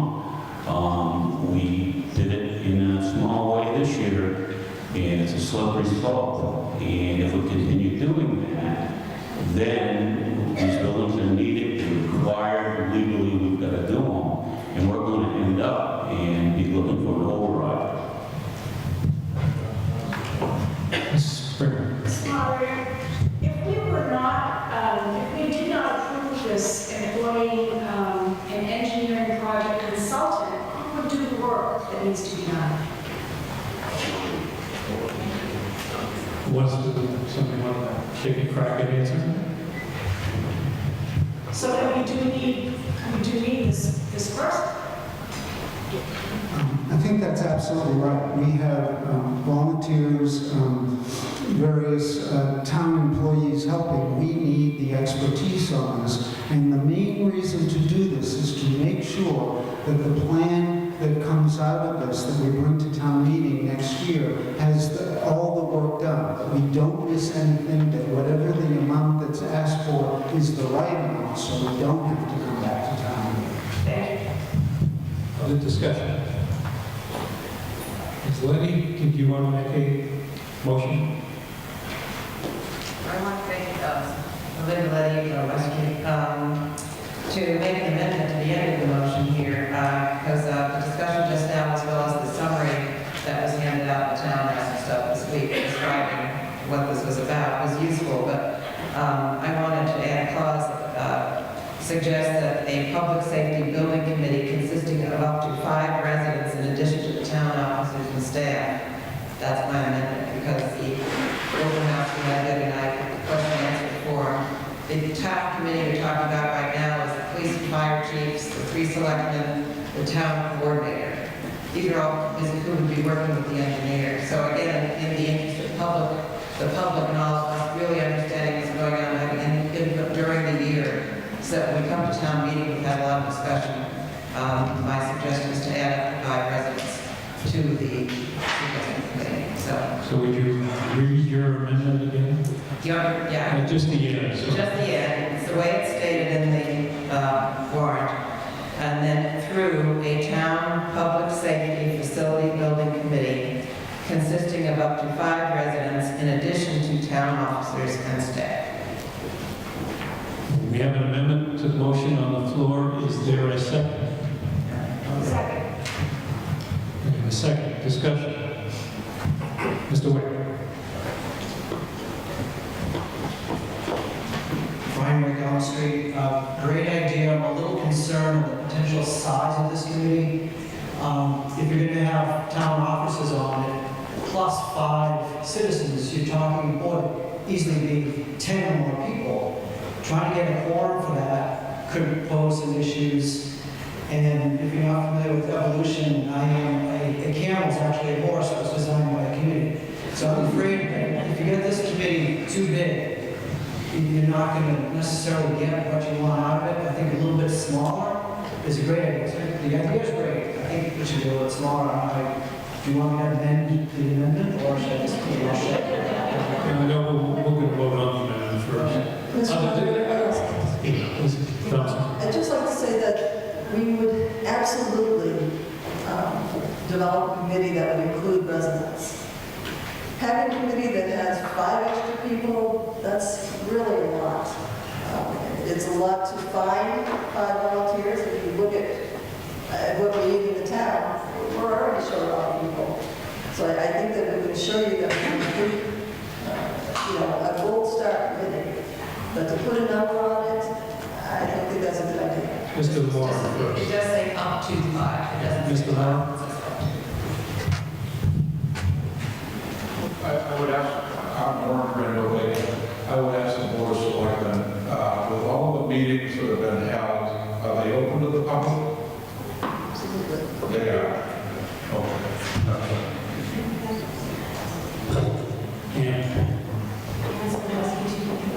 I just want a point of clarification.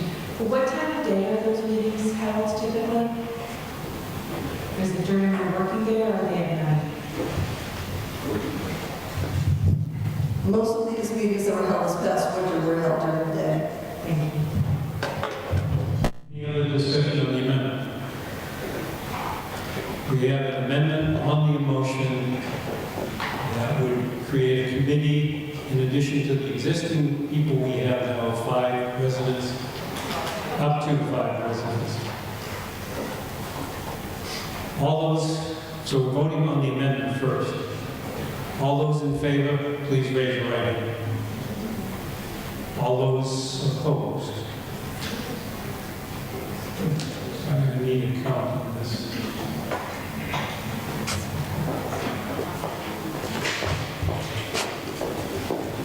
Can I ask that those who are in favor of the amendment please stand?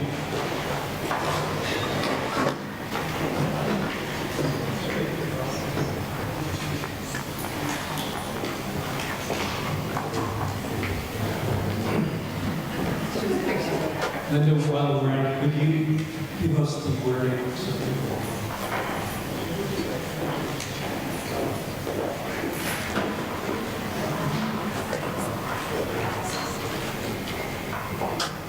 Please be seated. All those opposed?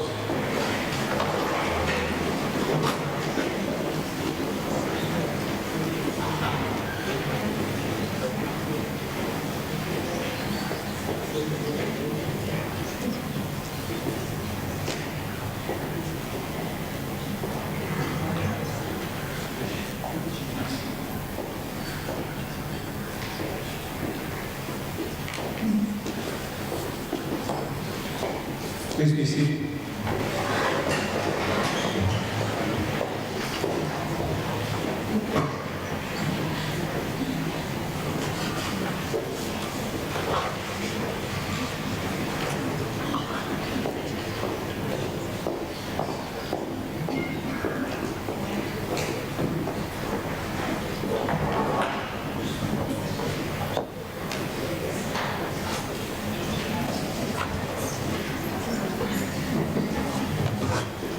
We have 33 in favor and 33 opposed.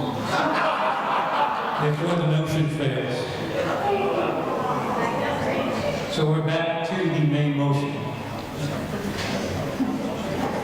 Further discussion on the main motion before we vote. Okay, on Article 17, the main motion. Now vote to transfer from capital purpose funds the sum of $25,000 to employ an engineering project consultant. This will require a 2/3 vote because it's at $25,000, not under $25,000. All those in favor, please raise your right hand. All those opposed? The motion passes. Supermajority.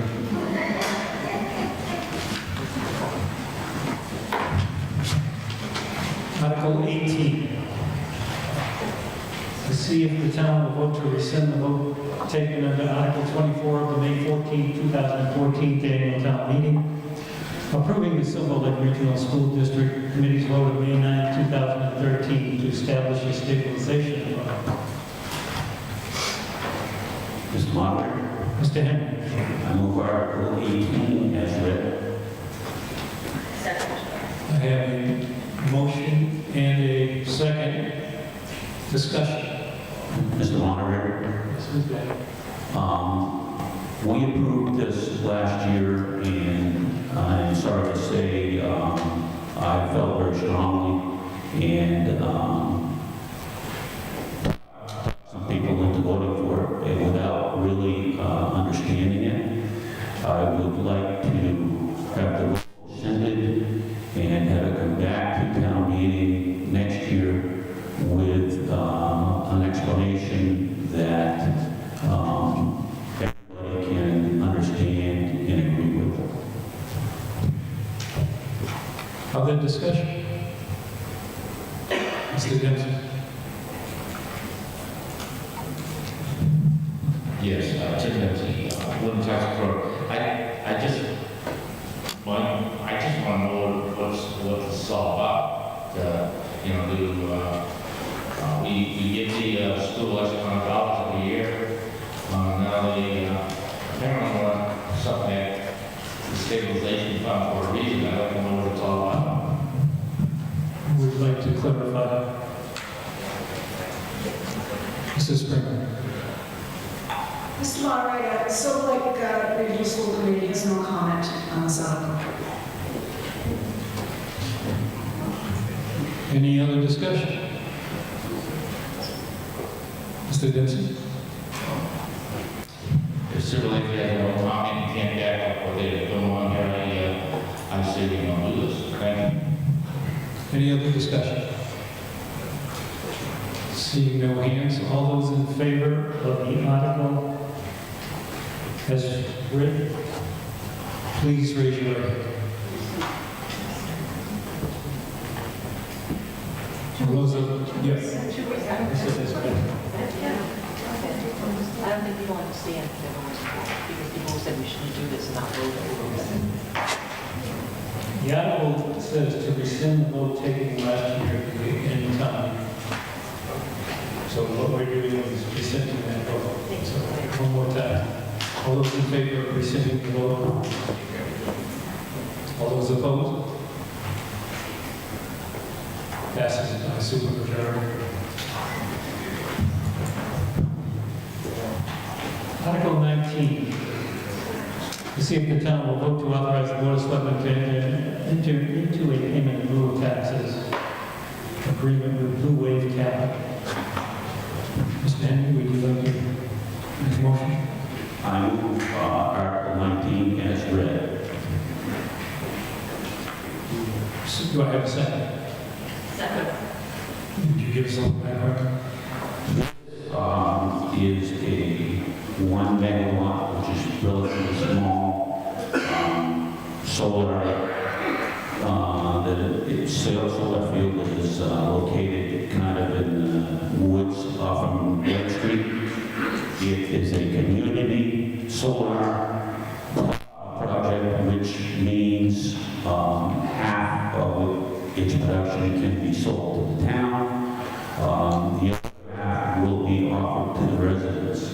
So there will be an opportunity for residents to get the benefits of solar, reduced cost of electricity without having those ugly things on their roof.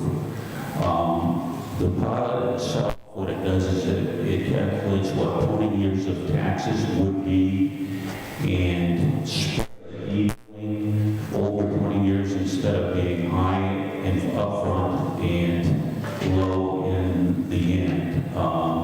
That helps the solar people to get investors because they know what the costs are.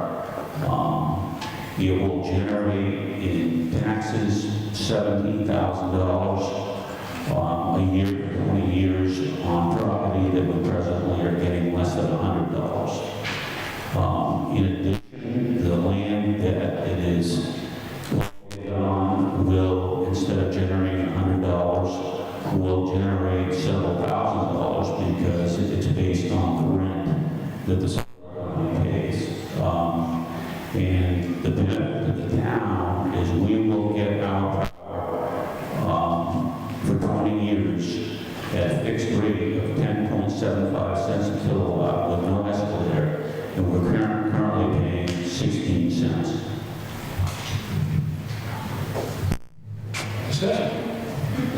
Mr. Dempsey. Jim Dempsey, on the topic, I just want to make sure that, and I'm in favor of this, absolutely, but I want to make sure that it'll meet the town bylaws, new town bylaws, for the town requirements, setbacks, and protection for the neighbors. It's my understanding that all the permitting was done before these bylaws were proposed, and therefore they will build under the old bylaw. Under the existing? Under the existing bylaw. Then I would suggest that if it's not going to meet the new bylaws of the town, that we pass on this until, or bring it up after or after the bylaws take effect. And that won't change the fact that they're permitted under the existing bylaws. Okay. Any other discussion? So we have a motion and a second to move the article as read. All those in favor, please raise your right hand. All those opposed? Passes by a supermajority. Article 20, to see if the town will vote to accept Mass General Law, Chapter 656, Section 41, of the Acts of 1989 pertaining to authorizing quarterly billing beginning in fiscal year 2017. Mrs. Moore. Orange Grant Baker, I move that the town vote to accept the article as printed in the warrant. I have a motion and a second. Would you like to discuss this? Well, I just wanted to explain that The reason for this is it's going to even out the money that comes in, and possibly when I have difficult times paying things, which is from July to September, end of September, eliminate any borrow. Other discussion? Seeing no hands. All those in favor, please raise your right hand. All those opposed? Passes by a simple majority. Yeah, Mr. Mayor. Excuse me? I would like us to recognize our retiring school superintendent. I don't think we did that. We had a number of articles that went through school items, and I think he served us well for many years, and I want to congratulate him, and I'd like to come to the meeting and congratulate him on his retirement. Thank him for his years of service. Mr. Tuffy is retiring.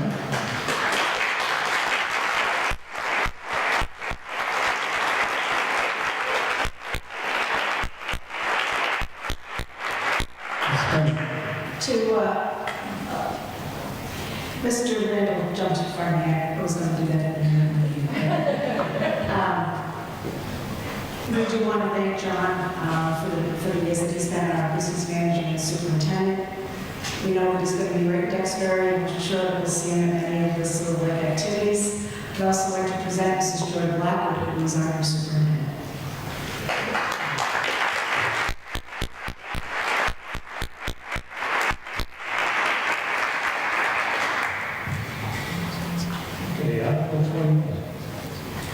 To see if the town will vote to amend municipal bylaws, Article 1, rules and regulations relative to the controls of dog in the town of Plympton. Mr. Morrison. Karen Morrison, 16 Bar Street.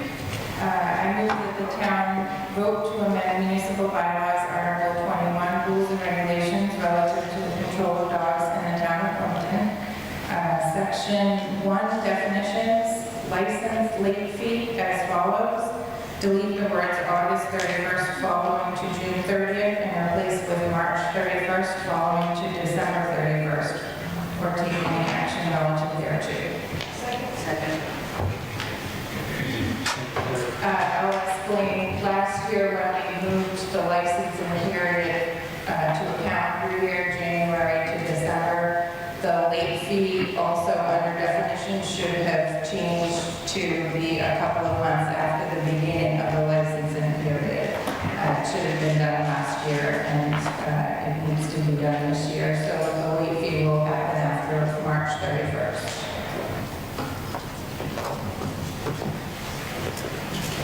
Any discussion? Seeing no hands. All those in favor, please raise your right hand. Opposed? Passes unanimously.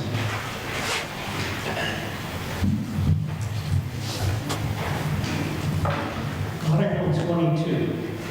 To see if the town will vote to authorize the Board of Selectmen to sell, convey, or otherwise dispose of the fee or any less interest in 4 parcels of land located on Maple Street. Mr. Moderator, I move we move over, pass over Article 22. Do I have a second? Second. By way of explanation, in late-breaking news, it's unclear as to whose care this property is in. It's my belief that it is still under the control of the treasurer, and therefore this article is not needed. The treasurer can just auction the property. Well, we will get legal counsel on that, I'm sure. So there's a question that legal counsel is going to help us. And, any other discussion? So on the motion to pass over, all those in favor, please raise your right hand. All those opposed? It's unanimous. Pass over.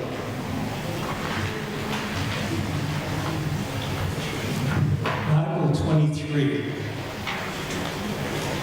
We have 12 pages, I'm sure you've all read. And I'm not going to read it all. But that this is a zoning bylaw change and will require a 2/3 vote. So this is to see if the town will vote to amend the town of Plympton zoning bylaw section 6.10 solar facilities. Mr. Miller, Yes, sir. I move that the town vote to approve Article 23 as written in the law. Do I have a second? Sampson, would you like to? Dominic Sampson, 2 River Road.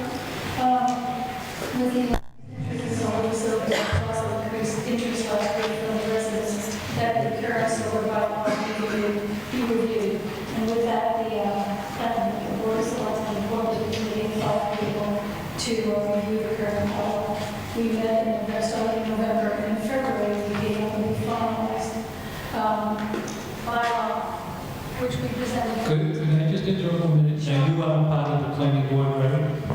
I beg your pardon? You are part of the planning, and the planning board does have to make a recommendation, so did they make a recommendation? Well, that's what I'm going to do. Okay. In February, we presented it to the planning board as well as the town council for review, and it was approved. On April 6th, we held a public hearing, which no one attended, so we had no objections whatsoever. But the intent of this was not to rewrite this in any way. It's essentially the same thing. It was, however, to correct, clarify, and enhance added protection for the county Plympton as well as the abutters, as well as maintaining the rights of homeowners to have solar facilities on their properties. So I'm happy to entertain any questions. We basically focus on clarifying and correcting incorrect cross-references, eliminating some that just didn't exist, numbers that came out of nowhere. We redefined some things and added definitions, for instance, where we call for clear cutting or defining what setbacks are or what the natural buffers would be rejected by the properties. What else are we doing? I guess we increased the conditions that apply to some of these, so there's additional protection. In fact, we added the word protect to the part that deals with the character and the historic significance of Plympton as part of our mission. So essentially, this is not really essentially changing, but certainly is enhanced, clarified, and corrected. Discussion? Yes, sir. Alan Wheelock, 10th Street. I actually did bring this, I thought it was good work. Just one question. This proposed bylaw mentions that people could build large-scale solar facilities in any zoning area in the town, including residential areas. Is that correct? As long as Is that something we want to encourage? Could you take the mic again? As long as it complies with the local zoning bylaws, the ordinances, the rules and regulations, yes, they could. And all of the conditions that are attached to it, as I mentioned, the buffers, the setbacks, and all those conditions being. I have a clarification of that as well. Amy Cronin, 176 County Road. That was a question I had as a member of the solar bylaw committee. In looking at zoning, we really had residential was lumped in with agricultural. So in this town, we have industrial and then we have residential / agricultural. So there really wasn't a separation for where we could do something different for residential. I thought that might be the case, but the reality of it is, if like I have someone who surrounds me with about 40 or 50 acres of land, that would mean that if they suddenly decided they wanted a huge solar facility, my property would be surrounded by a big commercial solar facility. Is that correct? And what would that potentially do to my property values? I don't think we can address what it would do potentially property value, but we feel that with the existing limitations put on there in terms of the conditions of setback, buffers, of privacy screening, all of that, signage limitations, everything that's embodied in this, if you read it, there's a lot of conditions imposed that would certainly protect the abutters' rights. Okay.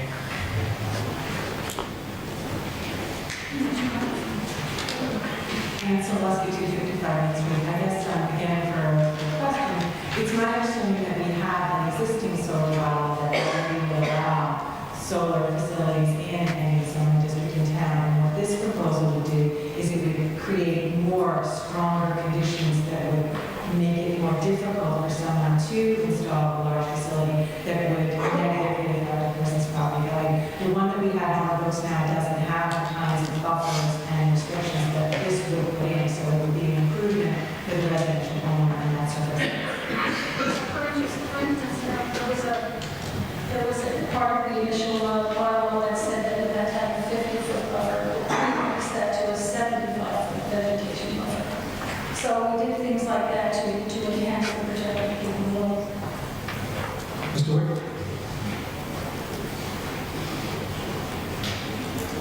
Ryan Wick, Elm Street. I used to be on the planning board for many years, and it used to frustrate me on town meeting floor when people would do tremendous work with the bylaw, but you wouldn't come to the hearing, and then you draw your minutes on the floor. So I'm that person tonight. I have a couple things I want to address here. Before I make amendments, I'll ask a question and see how the community responds to it. One of them is on the submission requirements, so the submittal requirement section 6.10.5.1. It talks about, it doesn't talk about any timeframes. Now, under the standard zoning bylaws for site plan and the planning board, when you submit a plan for site plan review, you have 45 days to get comments back on it, you have to act on it in 60 days. I don't see any timeframes here. Am I wrong? Would this be good?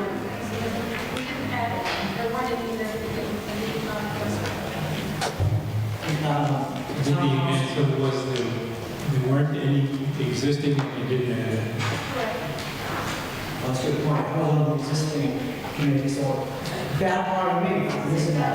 Why don't you tell me, guys, for you to town council, do you think it's okay that we're going to have a time frame set? Mr. Moderator, through you, I think that it's appropriate. What it would mean is that the distribution of the materials would be required to go out, but in the event that there's not a penalty for hearing back within a certain period of time, either way, the process is just going to move forward the way that it did with the original viewing. No more. Two. The Conservation Commission has review rules as part of this, and I talked to the Conservation Commission members explaining to me that it's important for them to find wetlands on the site. That's obvious. That's also mentioned further on in the document under the wetlands section, so if there's a wetland on the site, they're going to review it. Is it, can I ask you if you want to, you only mentioned the Conservation Commission as the town, one of the town boards that could review it. Did you think about looking out to the other ones, or why specifically you go over them? I guess just conservation usually has the more review this kind of process. Kind of have to step up because we can't hear. We need 2 microphones.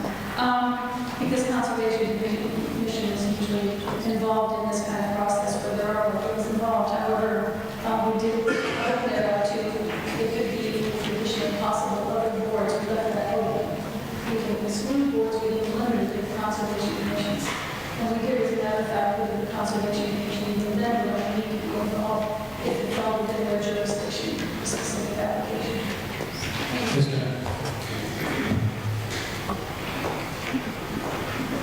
Amy Bryan, 176 County Road. That is spelled out in 61041, where it talks about the review with other bodies, including but not limited to the Conservation Commission. So we wanted to be sure not to limit it if there were other boards that needed to look at. We thought that was as important as you do, so we agree. Brian, you had one more, you want to just... One more. This was not really more, this was more of a statement, which I use amendment on section 6.10.5.2.1.4 talks about screening, and it says that you need to screen for upper levels of existing structures at the time of construction. And so my question here is, so keep it out house that's a full walkout basement, and then 2 stories on top of that, so in effect, you have a 3-story house. Could be on a small rise. And when you get your solar field, you have to screen for that. You'd be screened 70, 80 feet tall. I don't know if that's practical. So I'm sure they thought about this, but there's a little concern that is not going to be a practical thing that you can actually implement in such a case. Anybody want to respond? That did not come up as a topic of discussion. It didn't seem like it would be something that would hurt.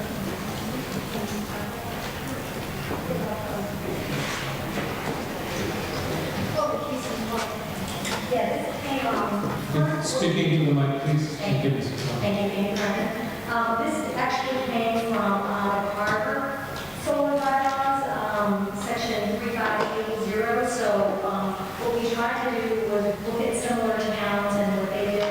So that, as Dominique said, that question didn't specifically come up, but it's been in Carver bylaws, solar bylaws for quite some time. Just to explain, when we looked at this, we considered the existing bylaws in Kingston, Carver, Sutherland, and Rockland, as well as the Massachusetts model. Thank you. I want to make it. Thank you. Yes, ma'am.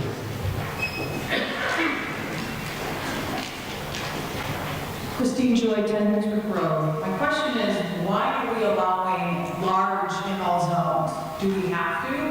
Why couldn't it be limited to just industrial or business zones?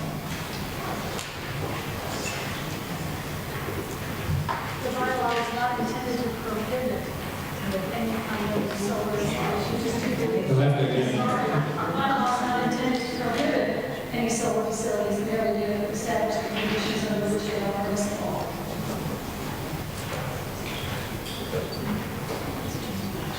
Mr. DeCristofano. Actually, it was Mr.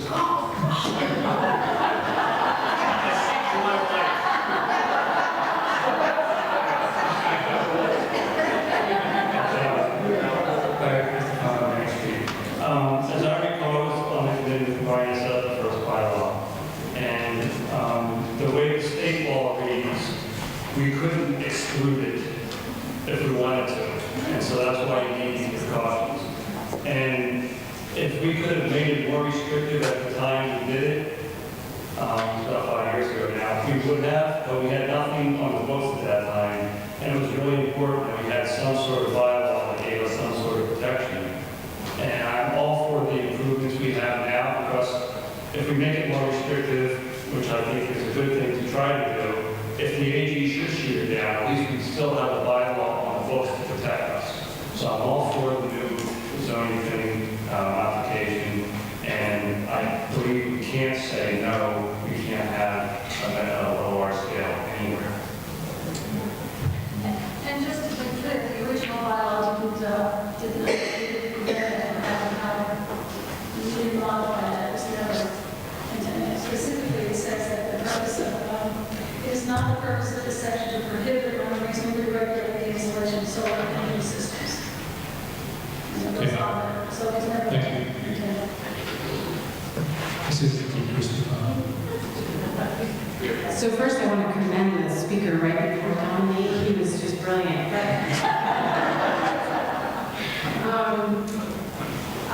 Just to get back to this point, I think what your intention is, and I think you seem to be achieving it with the bylaw, is to make this as invisible as possible so that even if we have somebody with 40 acres around us, at least now they won't be right on our property line, but we'll be back. And the intention of all that screening is to make sure that you won't know it's there, quote unquote, and probably with it, and I probably with it. So I would like to just make us just a really picky editorial point, and then also just make a point and maybe ask a question. The 6.10.5.4, which says action by the planning board after they've done a site plan review. It's my understanding that the planning board is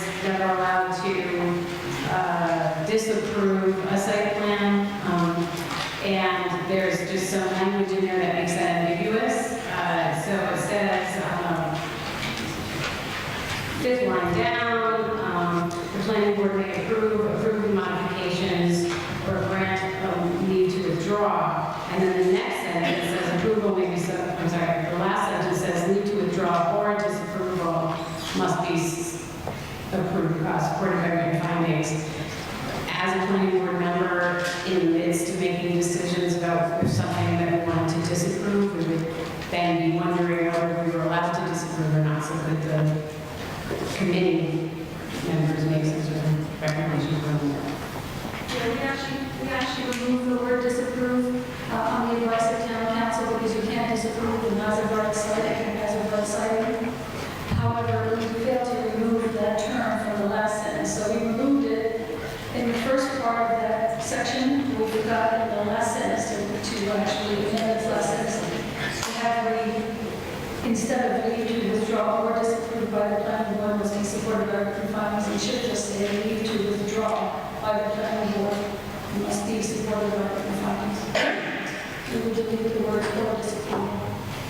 Are you making an amendment to that effect? Yes. Okay. Do I have a second? Second. Okay.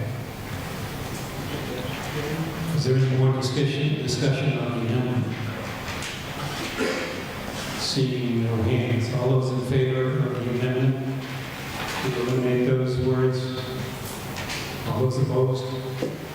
It's unanimous. Now we're back to the main motion. Any further discussion before we vote? Carol? So another point that I just noticed, and I was at the hearing, and I used to be one of those planning board members right alongside Brian, who get frustrated when we came to our hearings. It's more of an observation, and I'm happy to come back next year so we can just cleanly pass this if that's what the town wants to do. But it seemed to me that the medium-sized facilities could still get quite large, close to an acre. And at that size, I think I would prefer to see that we have site plan review requirements in this. And so I just kind of wanted to raise that issue and see if the committee wanted to say anything about that. I'm not sure right now. Okay. Do you have any comment or? No.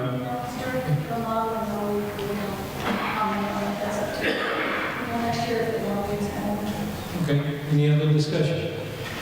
Seeing no hands. Now this will take 2/3 vote because it is a zoning bylaw. All in favor of the motion as printed with the amendment? Please raise your right hand. All those opposed? Passes by a simple majority.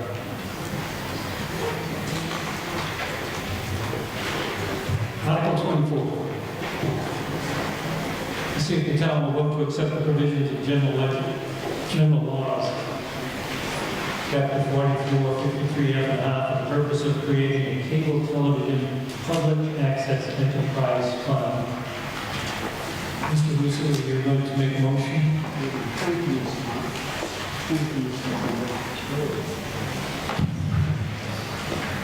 Sorry, this is kind of a long motion, so sorry. I move that the town vote to accept the provisions of General Law, Chapter 44, Section 53F, 1/2, as most recently amended for the purpose of creating a cable television public access enterprise fund.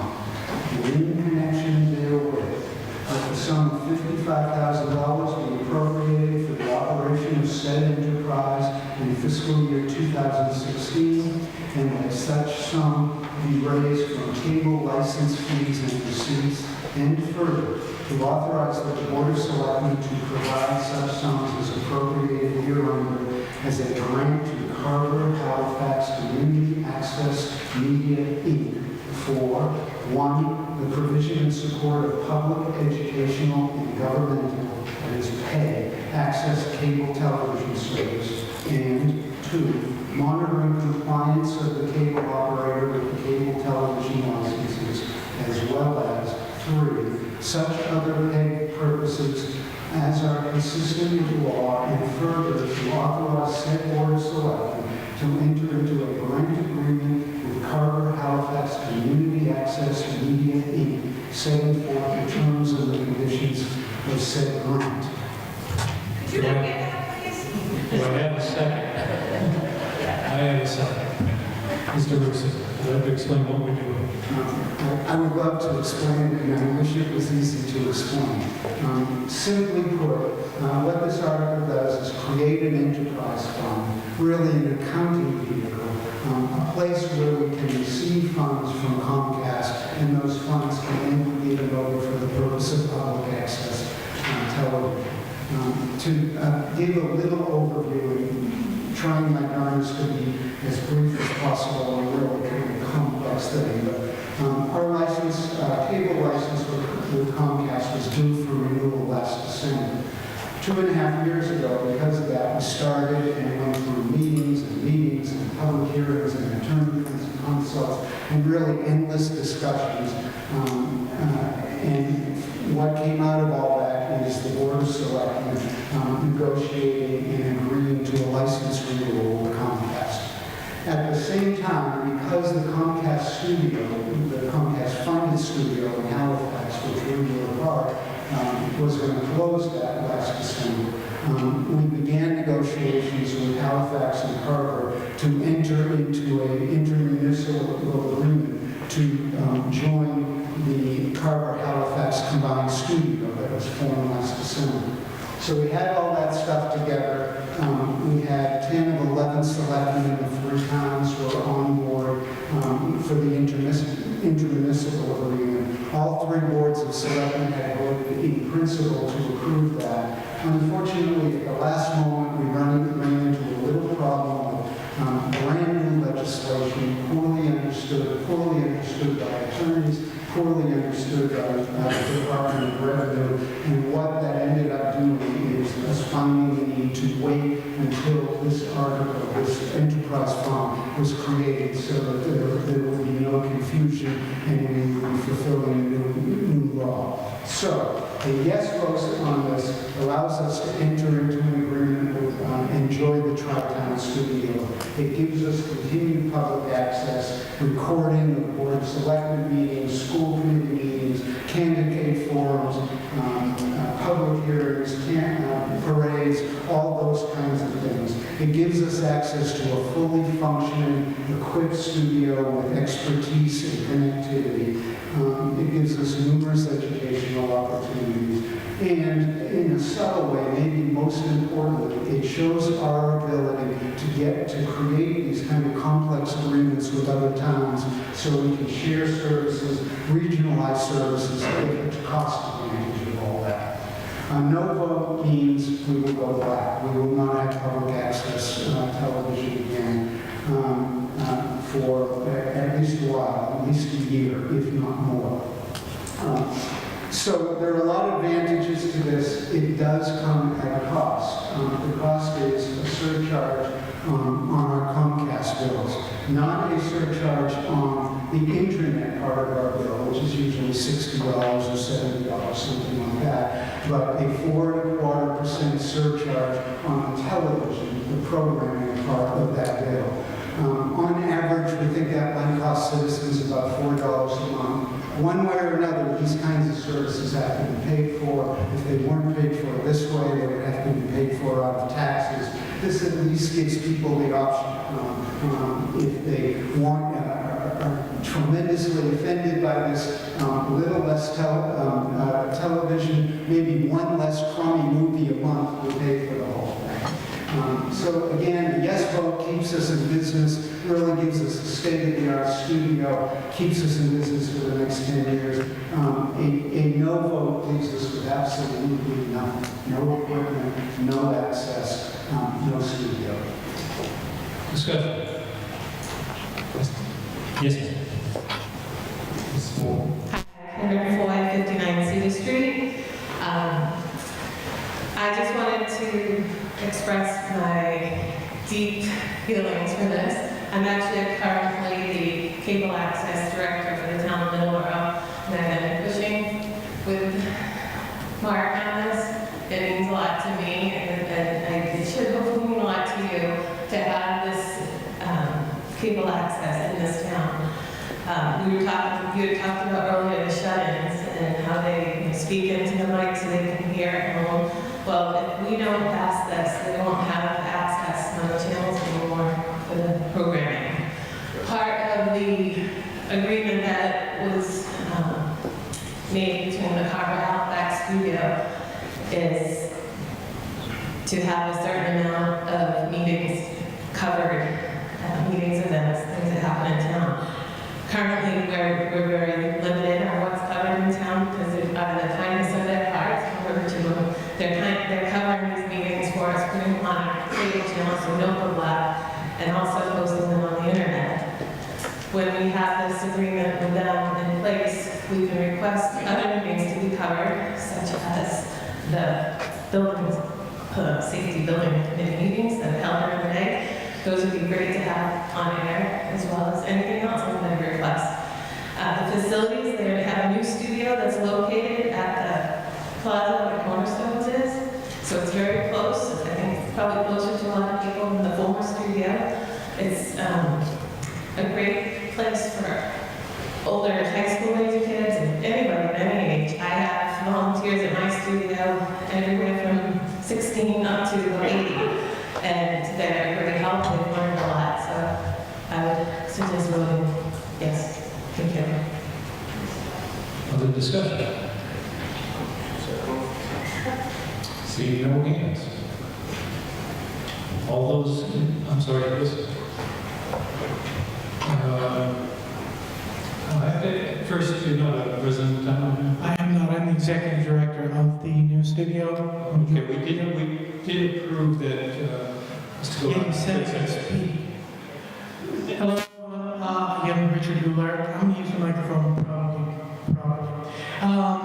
Maybe, hopefully.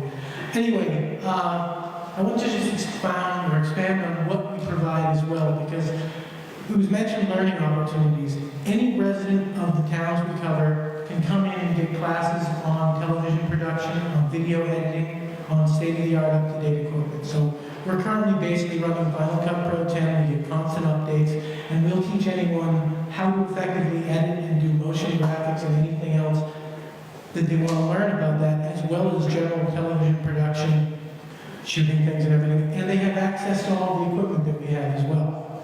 So all that's built into that, as well as the fact that they can then present and produce and put it on the air. We've been doing the YouTube channel as well for the town of Plympton. That obviously would stop as well as everything else if this isn't passed. To put it in perspective, and I know when I first came to Plympton Selectmen meeting to discuss this, Joe Freitas asked, well, I have a question. When I spend $1, I want to know what I get back. The reality is, for every dollar Plympton gets back, because the way we're covering everything is completely equally among the 3 towns, Plympton will be getting roughly $6 or $7 back for each dollar if you assess it as the level of contribution they've got compared to the level of coverage based upon the level of contribution from the other 2 towns. To put that into numbers. Halifax is just in the last couple of days, $143,000 coming to the studio this year. Carver will be around 180. It is estimated with the capital and revenue from the franchise fees that Plympton will be in around $47,000. So you're talking about what amounts to 1/8 for 1/3. And if anyone has any further questions, I'd be glad to. Any other discussion? Yes, sir.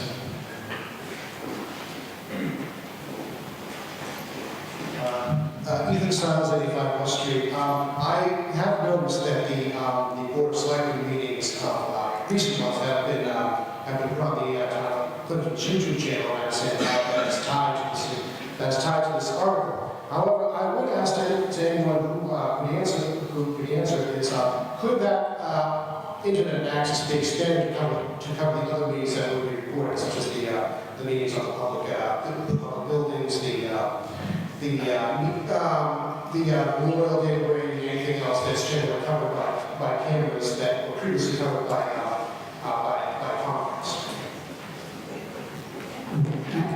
I think in this studio and studios all over Massachusetts, there's a move toward that, toward more of that. And I think that's going to be the trend.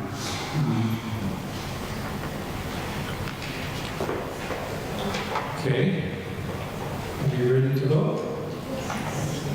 All those in this, this is a majority vote. All those in favor, please raise your right hand. All those opposed? Passes by a simple majority. You got it, Jack. Article 25, to see if the town will vote to raise and appropriate a transfer from available funds the sum of money to be added to the general stabilization account. I move we pass over Article 25. A motion to pass over, a second? I have a second. Any discussion? All those in favor of passing over, please raise your right hand. All those opposed? And we come finally to the end. Article 26, to see if the town will vote to adjourn the annual town meeting until 8 a.m. on May 16, 2015 in the Plympton Town House for the sole purpose of conducting the annual town election. Vote.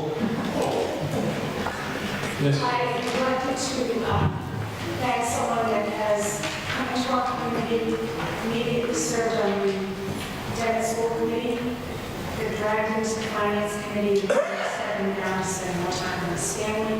Mr. Gabriel, thank you for your service to the town.